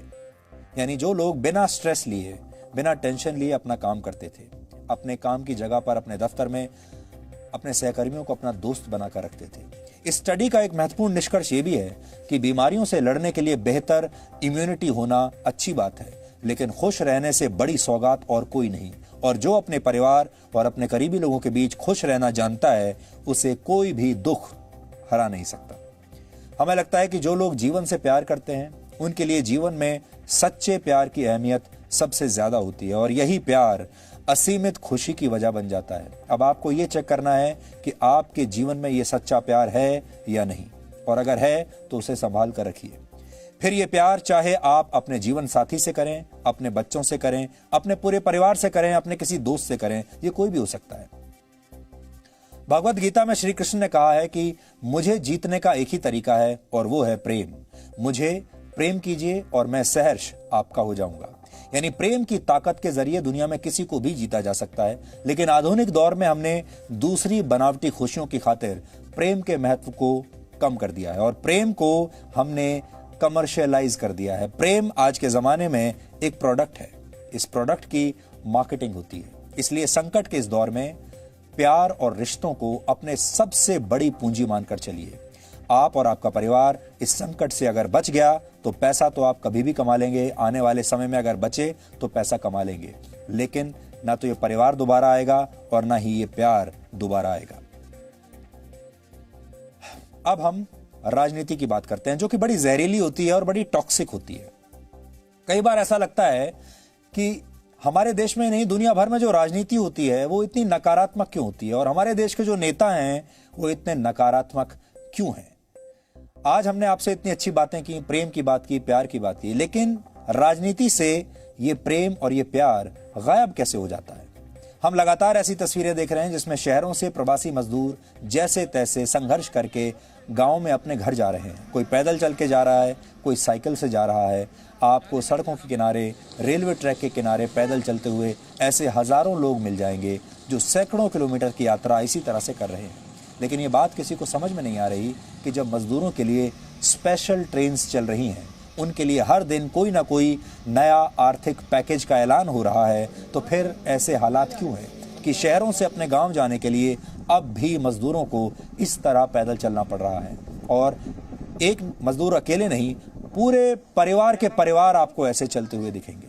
आज परिवार दिवस के मौके पर हम इन परिवारों के बारे में भी आपसे बात करना चाहते हैं जो कि सैकड़ों किलोमीटर दूर लगातार चलते जा रहे हैं। इसके बारे में आज हम आपको समझाएंगे कि ये क्यों हो रहा है और इसके पीछे राजनीति का खेल क्या है। इसे सबसे पहले पश्चिम बंगाल के उदाहरण से समझिए। पश्चिम बंगाल के करीब 50 लाख लोग देश के दूसरे राज्यों में नौकरी या मजदूरी करने के लिए जाते हैं। जाहिर है इस वक्त इनमें से बड़ी संख्या में लोग फिलहाल अपने घर वापस लौटना चाहते हैं और किसी तरह अपने परिवार से मिलना चाहते हैं, लेकिन रेल मंत्रालय का दावा है कि ऐसे लोगों को उनके घर ले जाने के लिए, यानी वापस पश्चिम बंगाल ले जाने के लिए जो श्रमिक स्पेशल ट्रेन्स चल रही हैं, उन्हें पश्चिम बंगाल में आने की पर्याप्त अनुमति नहीं दी जा रही है। पश्चिम बंगाल सरकार ने अब तक सिर्फ, नोट करिएगा आप, सिर्फ 8 स्पेशल ट्रेन्स के आने की अनुमति दी है और इसी पर विवाद होने के बाद उसने अगले 30 दिन में 105 स्पेशल ट्रेन्स के लिए परमिशन देने की बात कही है। लेकिन रेलवे का दावा है कि 105 ट्रेन तो एक दिन में पश्चिम बंगाल के लिए चलाई जा सकती हैं। इसलिए राज्य सरकार को अपना दिल बड़ा करना चाहिए, क्योंकि अगर 30 दिन में 105 ट्रेन ही चल पाएंगी तो फिर इतने वक्त में सिर्फ 1.5 से 2 लाख मजदूर ही अपने घर पहुंच पाएंगे। अब सोचिए, जिस राज्य के 50 लाख लोग बाहर नौकरी या मजदूरी कर रहे हैं, उसमें से अगर एक महीने में सिर्फ 1.5 या 2 लाख लोग ही ट्रेन से अपने घर जा पाएंगे तो बाकी के लोग कैसे आएंगे, वो क्या करेंगे। अब या तो ये लोग घर जाने के लिए कोई दूसरा साधन देखेंगे या फिर पैदल ही अपने घर निकल जाएंगे। यही इस वक्त देश में हो रहा है, यानी केंद्र सरकार और राज्य सरकारों के बीच राजनीति चल रही है। दोनों एक दूसरे को हराने में लगे हैं। रेल मंत्री पीयूष गोयल ने पश्चिम बंगाल, राजस्थान, छत्तीसगढ़ और झारखंड जैसे राज्यों का नाम लेकर कहा है कि ये राज्य मजदूरों के मामले में केंद्र सरकार को, रेल मंत्रालय को सहयोग नहीं कर रहे हैं। प्रवासी मजदूरों की संख्या को देखते हुए जितनी ट्रेन इस वक्त चलनी चाहिए और जितनी ट्रेन चलाने की रेलवे की क्षमता है, उसके मुताबिक उतनी ट्रेनों को ये राज्य अपने यहां आने की परमिशन नहीं दे रहे हैं। रेल मंत्रालय के आंकड़ों के मुताबिक अब तक जिन राज्यों ने स्पेशल ट्रेन्स की अपने राज्यों में एंट्री की परमिशन दी है, उसमें सबसे आगे उत्तर प्रदेश और बिहार हैं। उत्तर प्रदेश सरकार ने 487 और बिहार सरकार ने 254 स्पेशल ट्रेन्स को अपने यहां आने की अनुमति दी है। मध्य प्रदेश की सरकार ने 79 स्पेशल ट्रेन्स की परमिशन दी है। झारखंड ने सिर्फ 48, राजस्थान में सिर्फ 22, छत्तीसगढ़ ने सिर्फ 10 और पश्चिम बंगाल ने अपने राज्य में सिर्फ 8 स्पेशल ट्रेन्स को आने की मंजूरी दी है। ऐसा लग रहा है कि ये राज्य अपने ही लोगों को वापस लाने में दिलचस्पी नहीं दिखा रहे। ये सोच रहे हैं कि इनके लोग वापस ना आए। लेकिन यहां ध्यान देने वाली बात यह है कि पश्चिम बंगाल हो या राजस्थान हो, छत्तीसगढ़ हो या झारखंड हो, इन राज्यों में विपक्षी पार्टियों का राज है। जैसे पश्चिम बंगाल में तृणमूल पार्टी की सरकार है, ममता बनर्जी मुख्यमंत्री हैं। राजस्थान, छत्तीसगढ़ और झारखंड में कांग्रेस और उनके सहयोगियों की सरकार है। इसलिए कहीं ना कहीं प्रवासी मजदूरों के मामले में यह राजनीति अब साफ दिख रही है। मैं हाथ जोड़ के विनती करूंगा पश्चिम बंगाल की, झारखंड के मुख्यमंत्री ने भी आज स्टेटमेंट दिया कि हम सब झारखंड वासियों को लेने को तैयार है, तो भाई परमिशन दीजिए कि हम सब ट्रेनें पहुंचा सके। छत्तीसगढ़ के मुख्यमंत्री से मेरी विनती है, राजस्थान के मुख्यमंत्री से विनती है कि सब ट्रेनों को आने दें और अपने खुद के लोग जो घर जाना चाहते हैं उनको स्वागत करें, उनकी चिकित्सा की चिंता करें, उनके घर बार पहुंचने की चिंता करें। रेल मंत्रालय पूरी तरीके से ये 1200 ट्रेन लेके बैठा है और रोज 250 से 300 ट्रेन चलाने के लिए प्रतिबद्ध है। कुछ राज्य, खास करके जो कांग्रेस शासित राज्य हैं और जो टीएमसी के राज्य हैं, वो पूरी तरह से इस पे राजनीति करने में आमदा है। परेशान जो आज हो रहे हैं वो इन्हीं कांग्रेस शासित राज्य और टीएमसी के कारण हो रहे हैं। मैं उदाहरण देता हूं, आज सबसे अधिक अगर श्रमिक कहीं परेशान है तो वो वेस्ट बंगाल में है, वो झारखंड के हैं, वो छत्तीसगढ़ के हैं और वो राजस्थान के हैं। अगर श्रमिक महाराष्ट्र से निकल करके बंगाल जाना चाहते हैं तो महाराष्ट्र की सरकार की भी परमिशन की आवश्यकता पड़ेगी वहां से ट्रेन निकलने के लिए, और बंगाल के सरकार की भी परमिशन की आवश्यकता पड़ेगी वहां ट्रेन को रिसीव करने के लिए। ओरिजिनेटिंग स्टेट्स तो परमिशन दे रहे हैं, किंतु रिसीव करने वाले स्टेट्स, बहुत ऐसे स्टेट्स हैं वो परमिशन नहीं दे रहे हैं और वो राजनीति भी कर रहे हैं। इनसे पूछिए कि क्या इन लोगों ने अपने विवेक के अनुसार मजदूरों के लिए ट्रेन का प्रारंभ क्या इन लोगों ने अपने स्तर पर किया कि हम लोगों के लगातार प्रधानमंत्री जी के आग्रह मौखिक रूप से, लिखित रूप से करने के बाद दिया? पहले ये बता दें, लगभग 110 ट्रेनों की एनओसी राज्य सरकार ने दे दी है कि ट्रेन यहां आ सकती है। इसके तहत हमारी आज के दिन में लगभग 50 ट्रेनें कैसे हवा में आ गई क्या हमारे राज्य में? आज उसी के अनुपात में लगभग 60-70 हजार मजदूर क्या पैदल आ गए? ऐसे तो नहीं।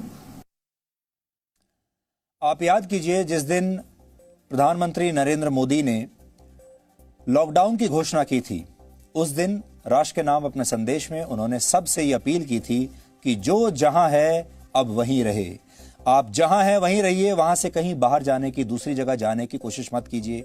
इस समय अपने अपने घरों में या आप जहां भी हैं आप अंदर रहिए, बाहर मत निकलिए। ये अपील उन्होंने की थी।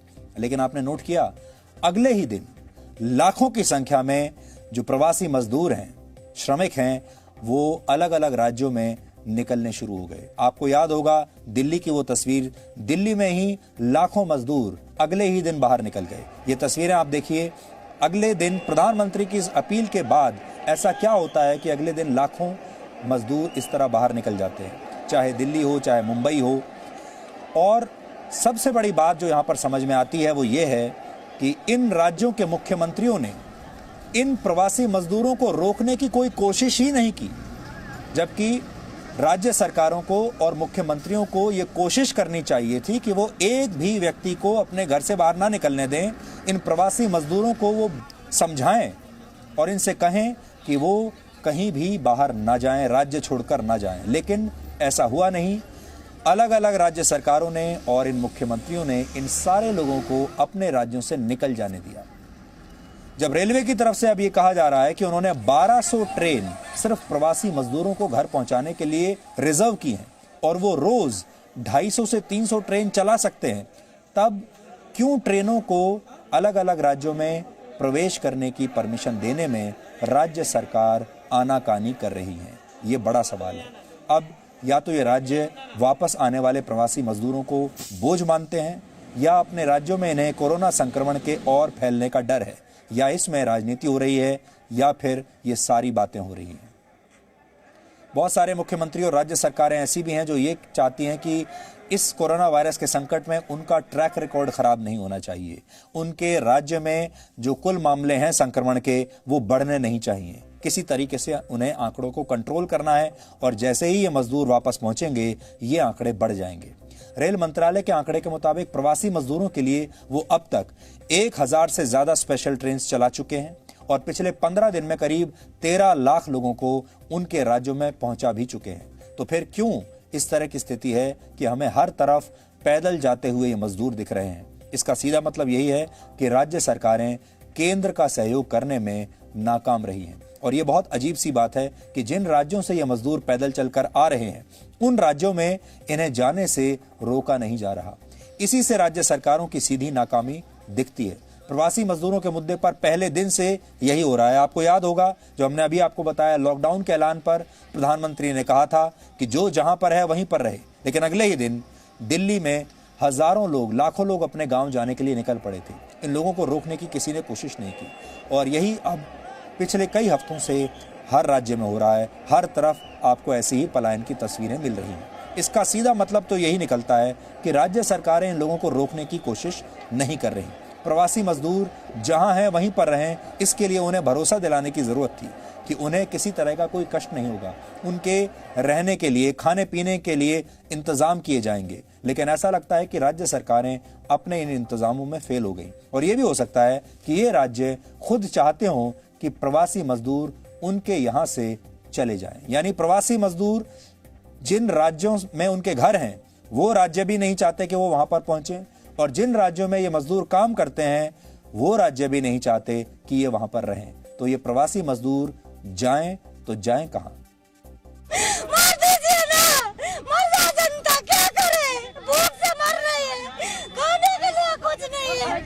हम पैदल चले जाएंगे, बस रोके ना हमें। अरे कुछ साधन नहीं करवा रहे तो पैदल तो जाने दो। मेरा बच्चा झूठा है, 2.5 साल का, रो रहा है, मम्मी घर पे आ जाओ, मम्मी घर पे आ जाओ। कैसे जाऊं? यहाँ से इंतजार करते करते 2 महीने बीत गए, मेरा बच्चा खाना नहीं खा रहा है। कैसे रह रही मैं उसके बिना?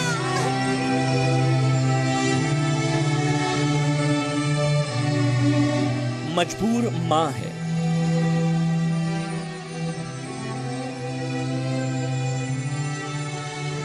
ना कुछ खाने का है, ना कुछ रहने का इंतजाम है। बेबस बाप है।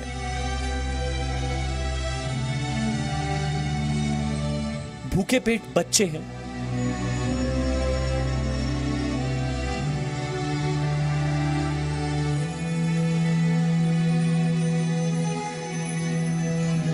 पैरों में छाले हैं। खाने के लाले हैं।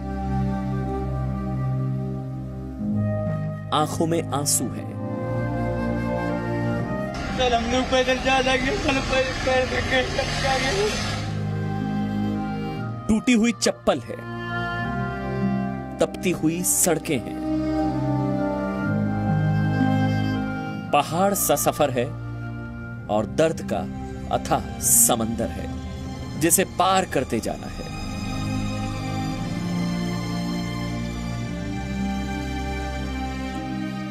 मुंबई से प्रवासी मजदूरों का पलायन लगातार जारी है।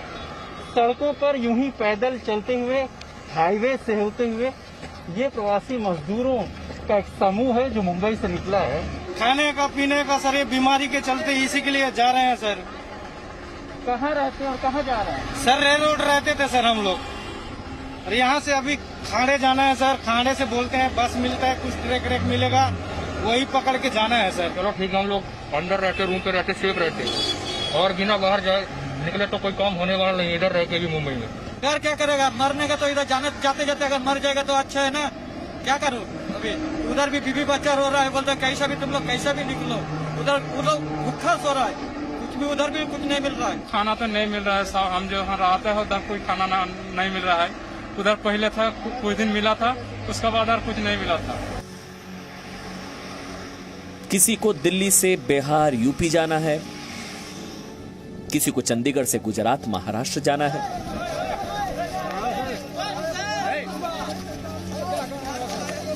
किसी को महाराष्ट्र से मध्य प्रदेश जाना है,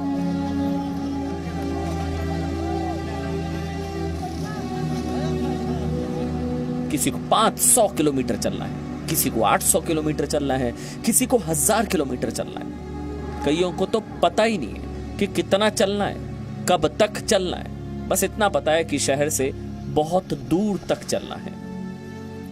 तो अब बड़ा सवाल यह है कि हमारे देश में अगर हम इतना बड़ा रेल विभाग चलाते हैं और हमारे देश में हमारे पास ट्रेन्स की कोई कमी नहीं है, तो भी हमारे देश में हमें ये तस्वीरें देखने को क्यों मिल रही हैं जिसमें परिवार के परिवार हमारे प्रवासी मजदूरों को सड़कों के जरिए पैदल सैकड़ों किलोमीटर चलना पड़ रहा है। ये एक बड़ा सवाल है।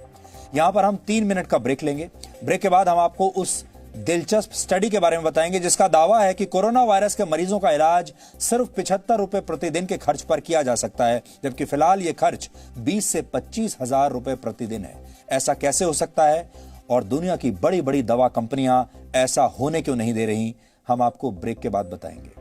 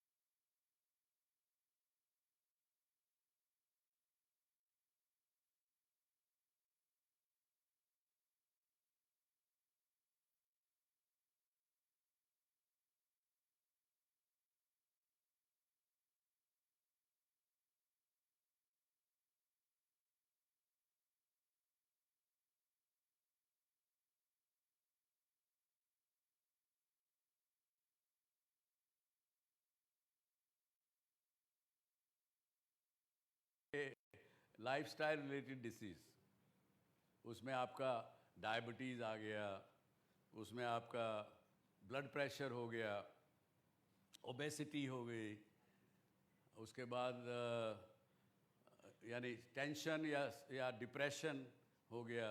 ये सब चीज़ें जो हैं they are directly related to your lifestyle. That's how you make up 100 years of your life. और अगर हमारी लाइफस्टाइल ठीक नहीं है तो आप समझिए कि 25% लाइफ हम कम कर दे रहे हैं। हम चाहते नहीं मरना, कोई भी नहीं चाहता मरना हमारे में से। कोई चाहता है हाथ उठाए? नहीं ना, कोई नहीं चाहता मरना, लेकिन जानबूझ के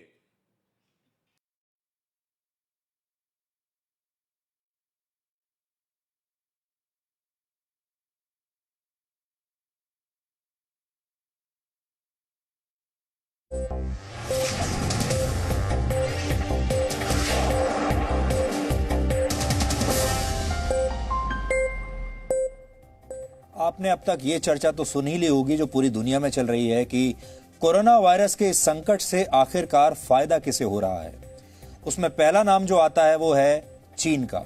सब लोगों का ये कहना है कि अगर इस संकट काल से किसी एक देश को फायदा हुआ है तो वो है चीन, और बहुत सारे देशों को चीन पर शक भी है। बहुत सारे लोग ये कहते हैं कि चीन ने शायद ये जानबूझ कर किया होगा। बहुत सारे लोग ये आरोप लगाते हैं कि ये जो वायरस है ये लैब में बना है, ये भी लोग कहते हैं।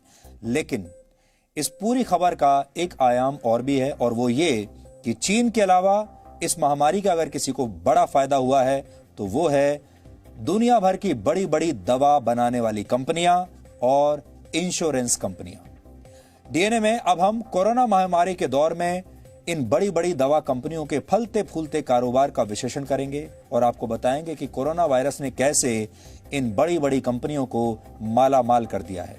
क्या आप जानते हैं कि भारत में एक कोरोना मरीज के इलाज में कितने रुपए का खर्च आता है? एक अनुमान के मुताबिक, एक स्टडी के मुताबिक भारत में एक कोरोना मरीज के इलाज पर प्रतिदिन औसतन 20 से 25 हजार रुपए का खर्च आता है। आमतौर पर कोरोना के इलाज का पूरा कोर्स 14 दिन का होता है, तो इन 14 दिनों के इलाज पर 3.5 लाख रुपए तक खर्च होते हैं, और वो भी तब जब इलाज में वेंटिलेटर या अन्य जीवन रक्षक उपकरण इस्तेमाल किए गए हों।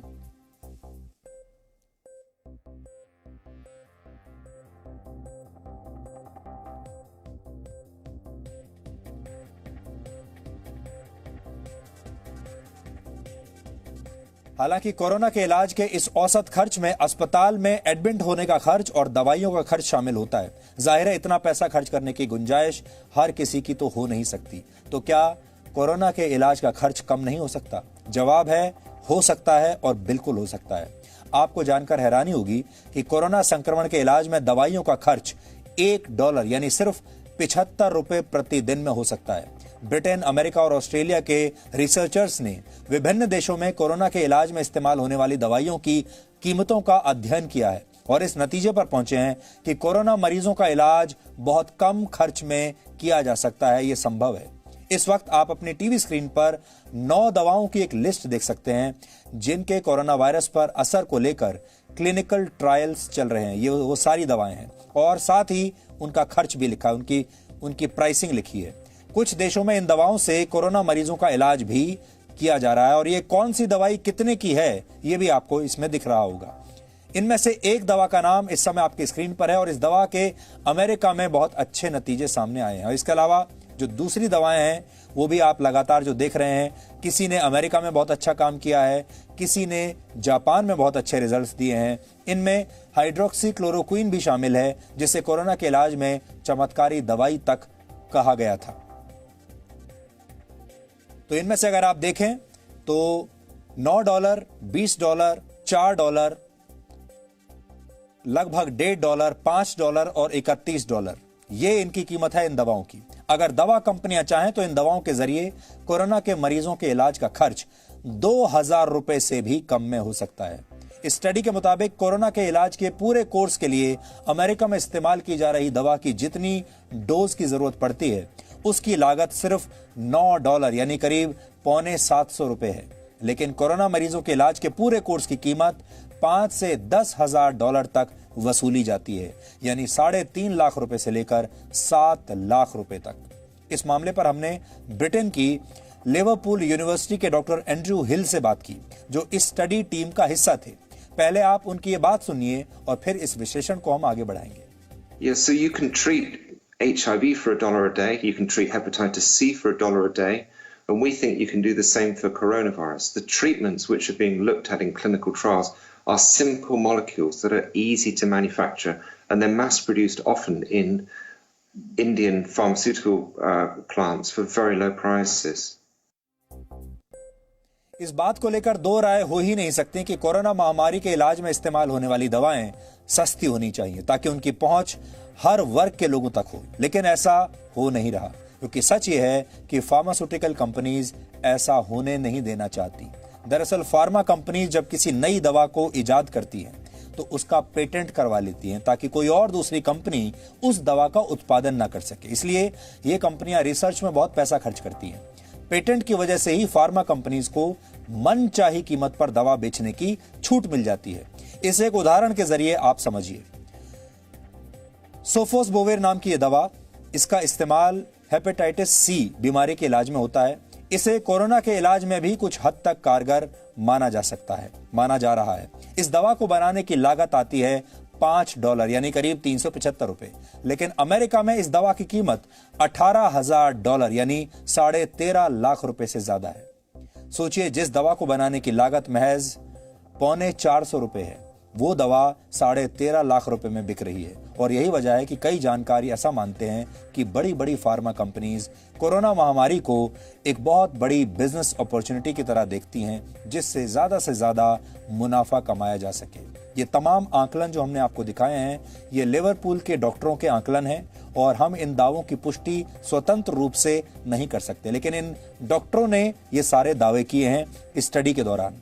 लेकिन कई गंभीर बीमारियों के मामले में दवा कंपनियों का जो इतिहास रहा है वो ये साबित करता है कि दवा कंपनियां कई बार मरीजों की जान से अपने मुनाफे को ज्यादा महत्वपूर्ण मानती हैं। और आज 20 लाख करोड़ रुपए के आर्थिक पैकेज की तीसरी किश्त भारत सरकार की तरफ से आ गई है। पिछले 2 दिन में छोटे उद्योगों और फिर प्रवासी मजदूरों के लिए कुछ बड़े फैसले लिए गए।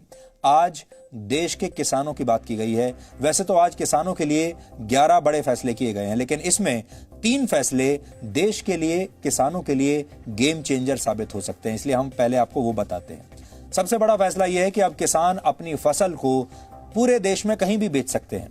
राज्यों से बाहर फसल बेचने पर लगे प्रतिबंध को हटाया जाएगा। अब तक एग्रीकल्चरल प्रोड्यूस मार्केट कमेटी यानी एपीएमसी के तहत किसान मंडी में जाता था और लाइसेंस वाले ट्रेडर को अपना उत्पादन बेचता था। वो किसी दूसरे व्यक्ति को अपनी फसल बेच नहीं सकता था। इसी व्यवस्था को बदलने के लिए सरकार नया कानून लाएगी, जिससे किसान को जहां ज्यादा मुनाफा मिलेगा वो वहां पर अपने उत्पाद को बेच सकेगा, चाहे अपने शहर में बेचे, अपने राज्य में बेचे या अपने राज्य के बाहर बेचे। दूसरा बड़ा फैसला यह है कि सरकार ऐसी व्यवस्था बनाने जा रही है जिसमें किसान जिस वक्त फसल बोएगा उसी वक्त उसे अपनी फसल की कीमत के बारे में पता चल जाएगा और जब उसकी फसल तैयार होगी तो वो उसी रेट पर फसल को बेच पाएगा। किसान को चिंता नहीं करनी होगी कि फसल तैयार करने के बाद उसे फसल का उचित दाम मिलेगा या नहीं।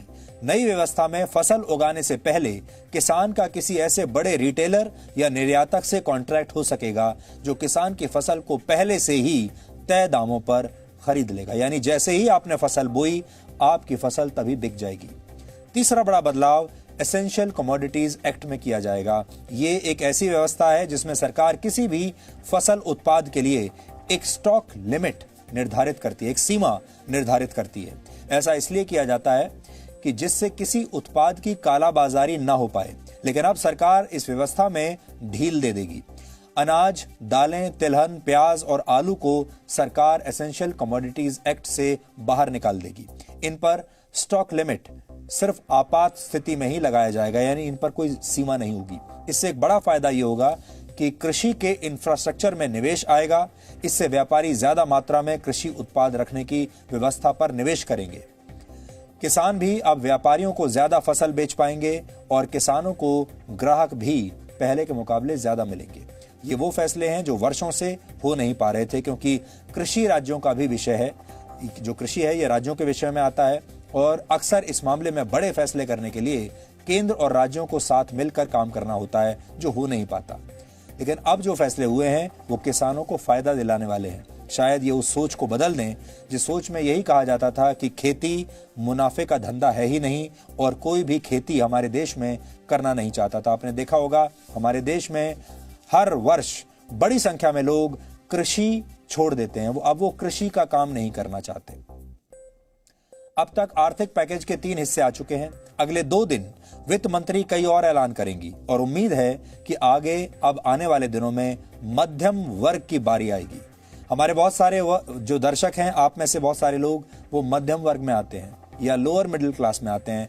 आप सबको भी इंतजार होगा कि आपके लिए सरकार क्या करने वाली है। तो आप 2 दिन का इंतजार कीजिए और अब अगला नंबर जो है वो देश के मध्यम वर्ग का ही है। तो जिस दिन ये ऐलान हो जाएंगे उस दिन हम इसका संपूर्ण विश्लेषण आपको दिखाएंगे। कोरोना वायरस के इस संकट में अब मीडिया की जिम्मेदारी बहुत बढ़ गई है और इसीलिए आपने देखा होगा मीडिया को भी एसेंशियल कमोडिटीज में, एसेंशियल सर्विसेज में डाला गया है और मीडिया के लोग लगातार हर रोज बिना रुके आपके लिए काम कर रहे हैं। हम इस समय दोहरी चुनौती का सामना कर रहे हैं। पहली चुनौती तो यह है कि बतौर पत्रकार हम कोरोना वायरस के फैलते संक्रमण के बीच खुद को सुरक्षित रखते हुए आपसे जुड़े रहें। पहली बात तो यह हम पहले अपनी जान बचाएं और दूसरी चुनौती यह है कि हम आप तक शुद्ध और सच्ची खबरें पहुंचाएं, वो भी बहुत तेजी के साथ। लेकिन जी न्यूज को सच्ची खबरें दिखाने पर आपने देखा होगा लगातार धमकियां ही मिलती हैं, एफआईआर हो जाती हैं। कोरोना वायरस के संक्रमण का जोखिम उठाते हुए हमने पिछले कुछ दिनों से आपको जम्मू से जमीन जिहाद की खबर दिखाई, लेकिन इस सच्ची खबर को दिखाने के बदले में एफआईआर दर्ज करवा दी गई हमारे खिलाफ। आतंकवादियों की धमकियां आने लगी। यानी कोरोना काल में हमें अपनी जान सिर्फ कोरोना वायरस से नहीं बचानी, बल्कि जी न्यूज की सच्चाई से घबराए आतंकवादियों से भी टकराना है, देश की अलग अलग राज्य सरकारों से भी टकराना है, अदालतों के चक्कर भी लगाने हैं और पुलिस के थानों के चक्कर भी लगाने हैं। यानी अगर आज आप कहें तो आज के जमाने में जो सबसे रिस्की काम है वो है न्यूज का काम। अगर आप न्यूज के प्रोफेशन में हैं, अगर आप पत्रकार हैं, अगर आप मीडिया में काम करते हैं, तो इस समय आप सबसे खतरनाक काम कर रहे हैं। क्योंकि या तो आप ऐसी जगह जाएंगे, जैसे मान लीजिए मैं सीरिया गया या मैं कोई युद्ध कवर करने के लिए गया या आप कोई आतंकवादी का एनकाउंटर कवर करने के लिए गए, वहां हो सकता है आपको गोली लग जाए और आप वहीं मारे जाएं। दूसरी बड़ी बात यह है, आप कोई बड़ी खबर करेंगे, वो कुछ लोगों को पसंद नहीं आएगी तो आपको जान से मारने की धमकियां मिलने लगेंगी। तीसरी बात यह है, अगर वो किसी नेता को या किसी खास पॉलिटिकल पार्टी को पसंद नहीं आई और जहां जहां उनकी सरकारें हुई तो वो आपके खिलाफ एफआईआर दर्ज कर देंगे। एफआईआर दर्ज करके आपको चक्कर लगवाएंगे, अदालतों में, देश भर की अदालतों में आपके खिलाफ केसेस हो जाएंगे। और आज पत्रकारों की ये हालत है कि हम जैसे जो पत्रकार हैं, देश भर की न जाने कितनी अदालतों में और कितने पुलिस थानों में हम लोगों के खिलाफ केस चल रहे हैं, एफआईआर दर्ज की गई हैं। और जब कभी हम बैठकर सोचते हैं तो ऐसा लगता है कि अगर ये सारी एफआईआर्स पर हमें पेश होने की जरूरत पड़े तो सिर्फ हम यही काम कर पाएंगे, न्यूज रूम में कोई काम नहीं कर पाएंगे। एक पत्रकार के जीवन में शांति काल जैसी कोई चीज नहीं होती। वो कभी युद्धग्रस्त देशों में रिपोर्टिंग के दौरान मारा जाता है, कभी किसी माफिया के हाथों मारा जाता है, कभी बंधक बना लिया जाता है और इन सब से अगर बच भी गया तो धमकी की शक्ल में मौत उसके जीवन में दस्तक देने लगती है। उसके अलावा एफआईआर दर्ज कराई जाती हैं, अलग अलग तरीके से दबाव बनाए जाते हैं। इस समय ये बात इसलिए ज्यादा खतरनाक हो गई है क्योंकि आजकल कोरोना वायरस का खतरा भी हर पत्रकार का पीछा कर रहा है। यानी आप किस किस से बचेंगे? वायरस से बचें कि नेताओं से बचें कि अपराधियों से बचें कि आतंकवादियों से बचें? किस किस से बचेंगे? इसलिए आज का जो जमाना है, ये जो समय है, ये मीडिया के लिए और पत्रकारों के लिए, खासतौर पर उन लोगों के लिए जो सच कहना चाहते हैं, उनके लिए बहुत ही चुनौतीपूर्ण काम है। सबसे रिस्की बिजनेस है ये। रिपोर्टर विदाउट बॉर्डर नाम की एक संस्था के मुताबिक वर्ष 2019 में दुनिया भर में 49 पत्रकार मारे गए थे। 389 पत्रकारों को उनकी रिपोर्टिंग को लेकर अलग अलग आरोपों में जेल में बंद कर दिया गया, जबकि 57 पत्रकारों को बंधक बना लिया गया। पिछले 10 वर्षों में कुल मिलाकर दुनिया भर में 941 पत्रकारों की हत्या कर दी गई। यानी इन्हें सच बोलने की कीमत चुकानी पड़ी। ठीक वैसे ही जैसे आजकल हमें जिहाद की सच्चाई सामने लाने के बदले में धमकियां भी मिल रही हैं और एफआईआर भी मिल रही हैं। हालांकि हमें इस बात का संतोष है कि इस देश के करोड़ों लोगों ने, आप सब ने हमें अपना समर्थन दिया और सरकार ने भी कहा कि सच्चाई के खिलाफ कोई धमकी बर्दाश्त नहीं की जाएगी। कम से कम केंद्र सरकार का साथ हमें यहां पर मिला। किसी पत्रकार को काम करने के लिए धमकी मिलना बहुत गंभीर बात है। जी न्यूज को जितनी धमकियां मिली और जो भी उनके पास जानकारी है, वो जानकारी उन्होंने गृह मंत्री को भी पत्र लिख सकते हैं, पुलिस में भी दे सकते हैं उसी से एक्शन शुरू होती है और ये स्टार्टिंग पॉइंट है, या सीधा कोर्ट में भी जा सकते हैं। तो ये जो एक विधि सम्मत मार्ग है वही मार्ग होते हैं और उसके आधार पे ही कार्रवाई होगी। लेकिन मैं आपको विश्वास दिलाना चाहता हूं कि ये सरकार इस तरह से विदेश से धमकियां हमारे यहाँ के पत्रकारों को मिलेगी, ये बिल्कुल बर्दाश्त नहीं करेगी। ये तो सच्ची खबरों की बात हुई, लेकिन मीडिया में इन दिनों झूठी खबरें भी तो फैलाई जा रही हैं। फेक न्यूज का आप क्या करेंगे? यानी जो सच्ची खबरें दे रहे हैं उनके खिलाफ एफआईआर हो रही हैं, उन्हें धमकियां मिल रही हैं, और जो फेक न्यूज फैला रहे हैं वो शायद खुले घूम रहे हैं।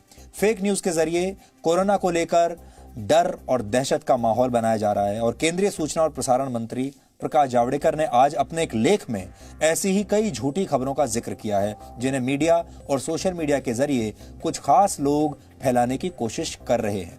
उनका कहना है कि ऐसी कई खबरें केंद्र और राज्य सरकारों को बदनाम कराने के लिए भी प्लांट की जाती हैं और ये एक साजिश का हिस्सा होती हैं। और कई बार इन साजिशों में खुद कई बड़े बड़े पत्रकार जो किसी खास विचारधारा के होते हैं वो शामिल हो जाते हैं। तो कुल मिलाकर हमारे सामने मुश्किलें बहुत बड़ी बड़ी हैं, चुनौतियां दुगनी हैं और खतरे भी बहुत प्रकार के हैं। लेकिन कोरोना के साथ साथ इन दूसरी परेशानियों के बीच हम आपसे लगातार जुड़े रहेंगे। कठिन समय में हमारी हिम्मत घटेगी नहीं बल्कि बढ़ती ही जाएगी, ये आपसे हमारा वादा है। इस समय लॉकडाउन की वजह से आपकी जिंदगी थोड़ी मुश्किल में होगी। शायद आप वो काम नहीं कर पा रहे होंगे जो आप लॉकडाउन के पहले आसानी से करते थे। हालांकि भारत से 12,000 किलोमीटर दूर न्यूजीलैंड में वहां के लोगों को 14 मई से लॉकडाउन से मुक्ति मिल गई है। और ये तस्वीरें देखकर आपको भी शायद घर बैठे अच्छा महसूस हो रहा होगा और आप सोच रहे होंगे कि ये सब आपके जीवन में कब होगा। लॉकडाउन में छूट के बाद न्यूजीलैंड में आधी रात को ही सैलून्स के बाहर हेयर कट के लिए, बाल कटवाने के लिए लोगों की लंबी लाइनें लग गई। लगभग 2 महीने तक न्यूजीलैंड के लोग लॉकडाउन की वजह से अपने घरों में बंद थे और इस समय उन्हें जो पहली चीज सूझ रही है लोगों को वो है उनका हेयर कट। संक्रमण की आशंका के कारण वहां हेयर ड्रेसर्स ने भी फेस मास्क पहनकर लोगों का हेयर कट किया। सोशल डिस्टेंसिंग के नियमों के मुताबिक वहां 10 से ज्यादा लोग किसी एक जगह पर इकट्ठा नहीं हो सकते, इसलिए लाइन में लगे लोगों को भी आपस में दूरी बनाकर रखने की सलाह दी गई। न्यूजीलैंड की सरकार ने 14 मई से लॉकडाउन में छूट दी है, इसलिए 13 मई को रात 12 बजे के बाद ही, तारीख बदलते ही वहां पर लोग बाहर निकल आए और लाइनों में लग गए। और कई लोग तो अपने हेयर कट के लिए सुबह 4:30 बजे तक भी इंतजार करते रहे। अब न्यूजीलैंड में मॉल्स, सुपरमार्केट्स और रेस्टोरेंट्स दोबारा शुरू हो गए हैं और 18 मई से स्कूलों को भी खोल दिया जाएगा। कोरोना वायरस को हराने में न्यूजीलैंड की सरकार ने एक मिसाल कायम की है, इसलिए अलर्ट रहने के साथ वहां के लोग जश्न भी मना रहे हैं। वहां पर क्वींसटाउन के मेयर ने लॉकडाउन हटने की खुशी में बंजी जंपिंग की। ये छलांग कोरोना वायरस पर मिली जीत और लॉकडाउन के बाद सामान्य हो रही जिंदगी की खुशियां मनाने के लिए लगाई गई है। इसको आप खुशियों की छलांग भी कह सकते हैं। बंजी जंपिंग कर रहे हैं, देखिए। न्यूजीलैंड की जनसंख्या लगभग 50 लाख है और 23 मार्च तक वहां सिर्फ 100 लोगों में संक्रमण की पुष्टि हुई थी। संक्रमण की शुरुआत होते ही 25 मार्च को ही वहां पर लॉकडाउन लागू कर दिया गया और यही वजह है कि अब तक वहां पर संक्रमण के सिर्फ 1500 मामले ही सामने आए हैं। इनमें से करीब 1400 लोग ठीक हो चुके हैं और सिर्फ पूरे देश में 21 लोगों की ही मृत्यु हुई है। और अब आखिर में आज का सवाल, आज आपको यह बताना है कि भारतीय सेना के पहले कमांडर इन चीफ कौन थे। आप इस पर रिसर्च कीजिए और ब्रेक के बाद हम आपको इस सवाल का सही जवाब बताएंगे।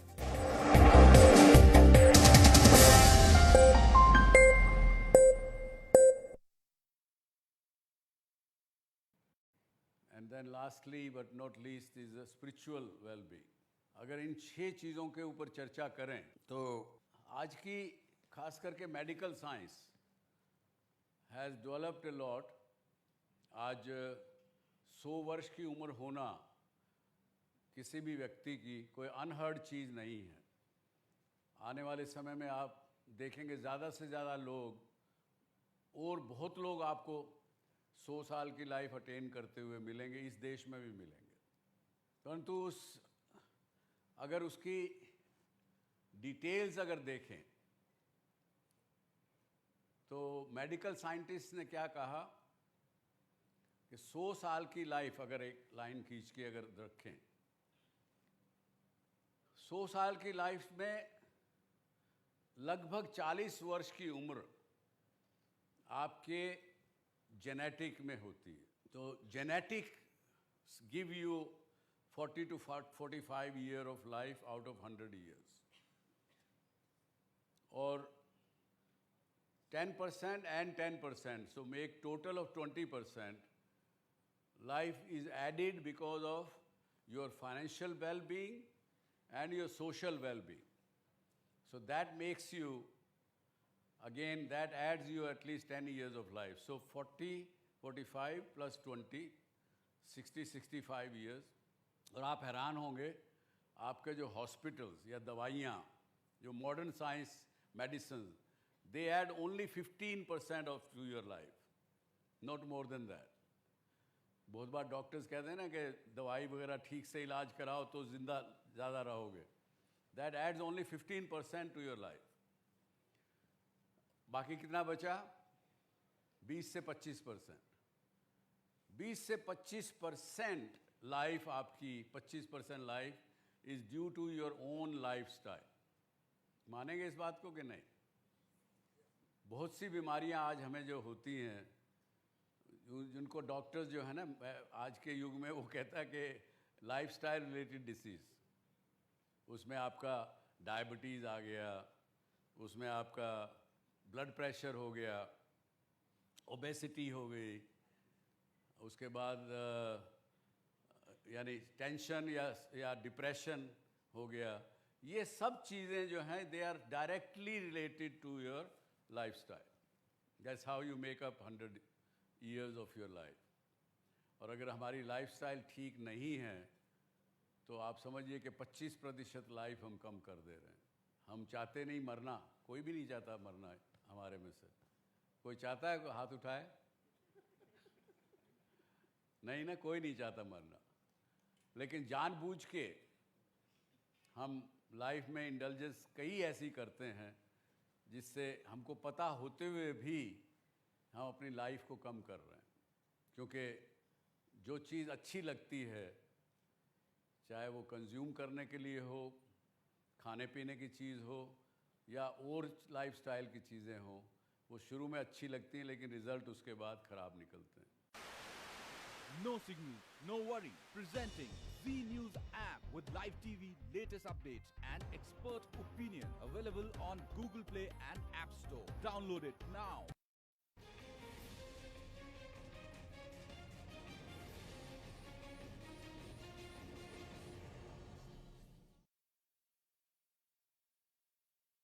Your intellectual lifestyle or lifestyle to make yourself an intellectually sound person or spiritually sound person. और अगर इसको और ज़्यादा कुछ भागों में बांटें तो फिज़िकल तो है ही है. Physical well being is directly related with your lifestyle. Mental health, emotional health, फिर उसके बाद आपका financial health, and then lastly but not least is spiritual well being. अगर इन 6 चीज़ों के ऊपर चर्चा करें तो आज की खास करके medical science has developed a lot. आज 100 वर्ष की उम्र होना किसी भी व्यक्ति की कोई अनहर्ड चीज़ नहीं है. आने वाले समय में आप देखेंगे ज़्यादा से ज़्यादा लोग, और बहुत लोग आपको 100 साल की लाइफ अटेन करते हुए मिलेंगे, इस देश में भी मिलेंगे. परंतु अगर उसकी डिटेल्स अगर देखें तो मेडिकल साइंटिस्ट ने क्या कहा कि 100 साल की लाइफ अगर एक लाइन खींच के अगर रखें,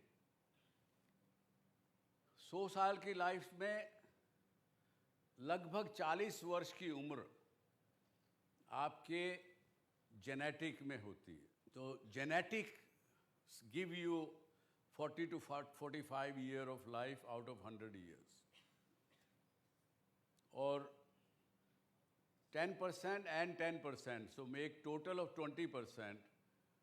Life is added because of your financial well-being and your social well-being. So that makes you, again, that adds you at least 10 years of life. So 40, 45 plus 20, 60, 65 years. और आप हैरान होंगे, आपके जो हॉस्पिटल्स या दवाइयाँ, जो modern science medicine, they add only 15% of to your life, not more than that. बहुत बार डॉक्टर्स कहते हैं ना कि दवाई वगैरह ठीक से इलाज कराओ तो जिंदा ज़्यादा रहोगे. That adds only 15% to your life. बाकी कितना बचा? 20 से 25%. 20 से 25% लाइफ आपकी, 25% life is due to your own lifestyle. मानेंगे इस बात को कि नहीं? बहुत सी बीमारियां आज हमें जो होती हैं, जिनको डॉक्टर्स जो है ना आज के युग में वो कहता है कि लाइफस्टाइल रिलेटेड डिसीज़, उसमें आपका डायबिटीज़ आ गया, उसमें आपका ब्लड प्रेशर हो गया, ओबेसिटी हो गई, उसके बाद यानी टेंशन या डिप्रेशन हो गया. ये सब चीज़ें जो हैं they are directly related to your lifestyle. That's how you make up 100 years of your life. और अगर हमारी लाइफस्टाइल ठीक नहीं है तो आप समझिए कि 25% लाइफ हम कम कर दे रहे हैं. हम चाहते नहीं मरना, कोई भी नहीं चाहता मरना है हमारे में से. कोई चाहता है? हाथ उठाए. नहीं ना, कोई नहीं चाहता मरना. लेकिन जानबूझ के हम लाइफ में इंडल्जेंस कई ऐसी करते हैं जिससे हमको पता होते हुए भी हम अपनी लाइफ को कम कर रहे हैं. क्योंकि जो चीज़ अच्छी लगती है, चाहे वो कंज्यूम करने के लिए हो, खाने पीने की चीज़ हो या और लाइफस्टाइल की चीज़ें हो, वो शुरू में अच्छी लगती हैं लेकिन रिजल्ट उसके बाद ख़राब निकलते हैं. No signal, no worry. Presenting Z News app with live TV, latest updates and expert opinion. Available on Google Play and App Store. Download it now.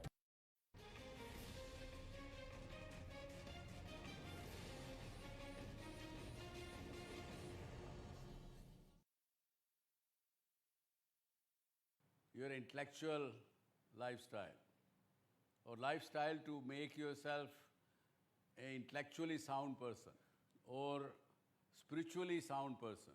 और अगर इसको और ज़्यादा कुछ भागों में बांटें तो फिज़िकल तो है ही है.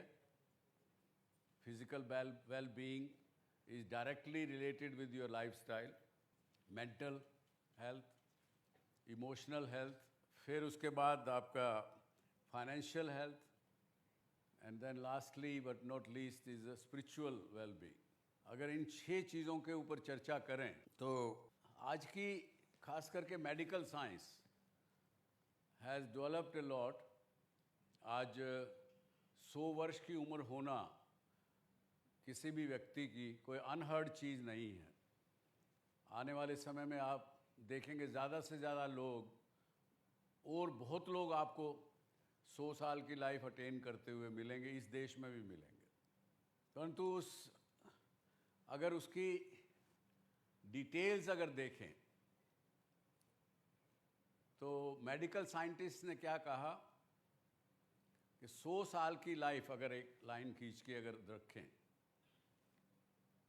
100 साल की लाइफ में लगभग 40 वर्ष की उम्र आपके जेनेटिक में होती है. तो genetic give you 40 to 45 year of life out of 100 years. और 10% and 10%, so make total of 20%. Life is added because of your financial well-being and your social well-being. So that makes you, again, that adds you at least 10 years of life. So 40, 45 plus 20, 60, 65 years. और आप हैरान होंगे, आपके जो hospitals या दवाइयाँ, जो modern science medicine, they add only 15% of to your life, not more than that. बहुत बार डॉक्टर्स कहते हैं ना कि दवाई वगैरह ठीक से इलाज कराओ तो जिंदा ज़्यादा रहोगे. That adds only 15% to your life. बाकी कितना बचा? 20 से 25%। 20 से 25% लाइफ आपकी, 25% life is due to your own lifestyle. मानेंगे इस बात को कि नहीं? बहुत सी बीमारियां आज हमें जो होती हैं, जिनको डॉक्टर्स जो है ना आज के युग में वो कहता है कि लाइफस्टाइल रिलेटेड डिसीज, उसमें आपका डायबिटीज़ आ गया, उसमें आपका ब्लड प्रेशर हो गया, ओबेसिटी हो गई।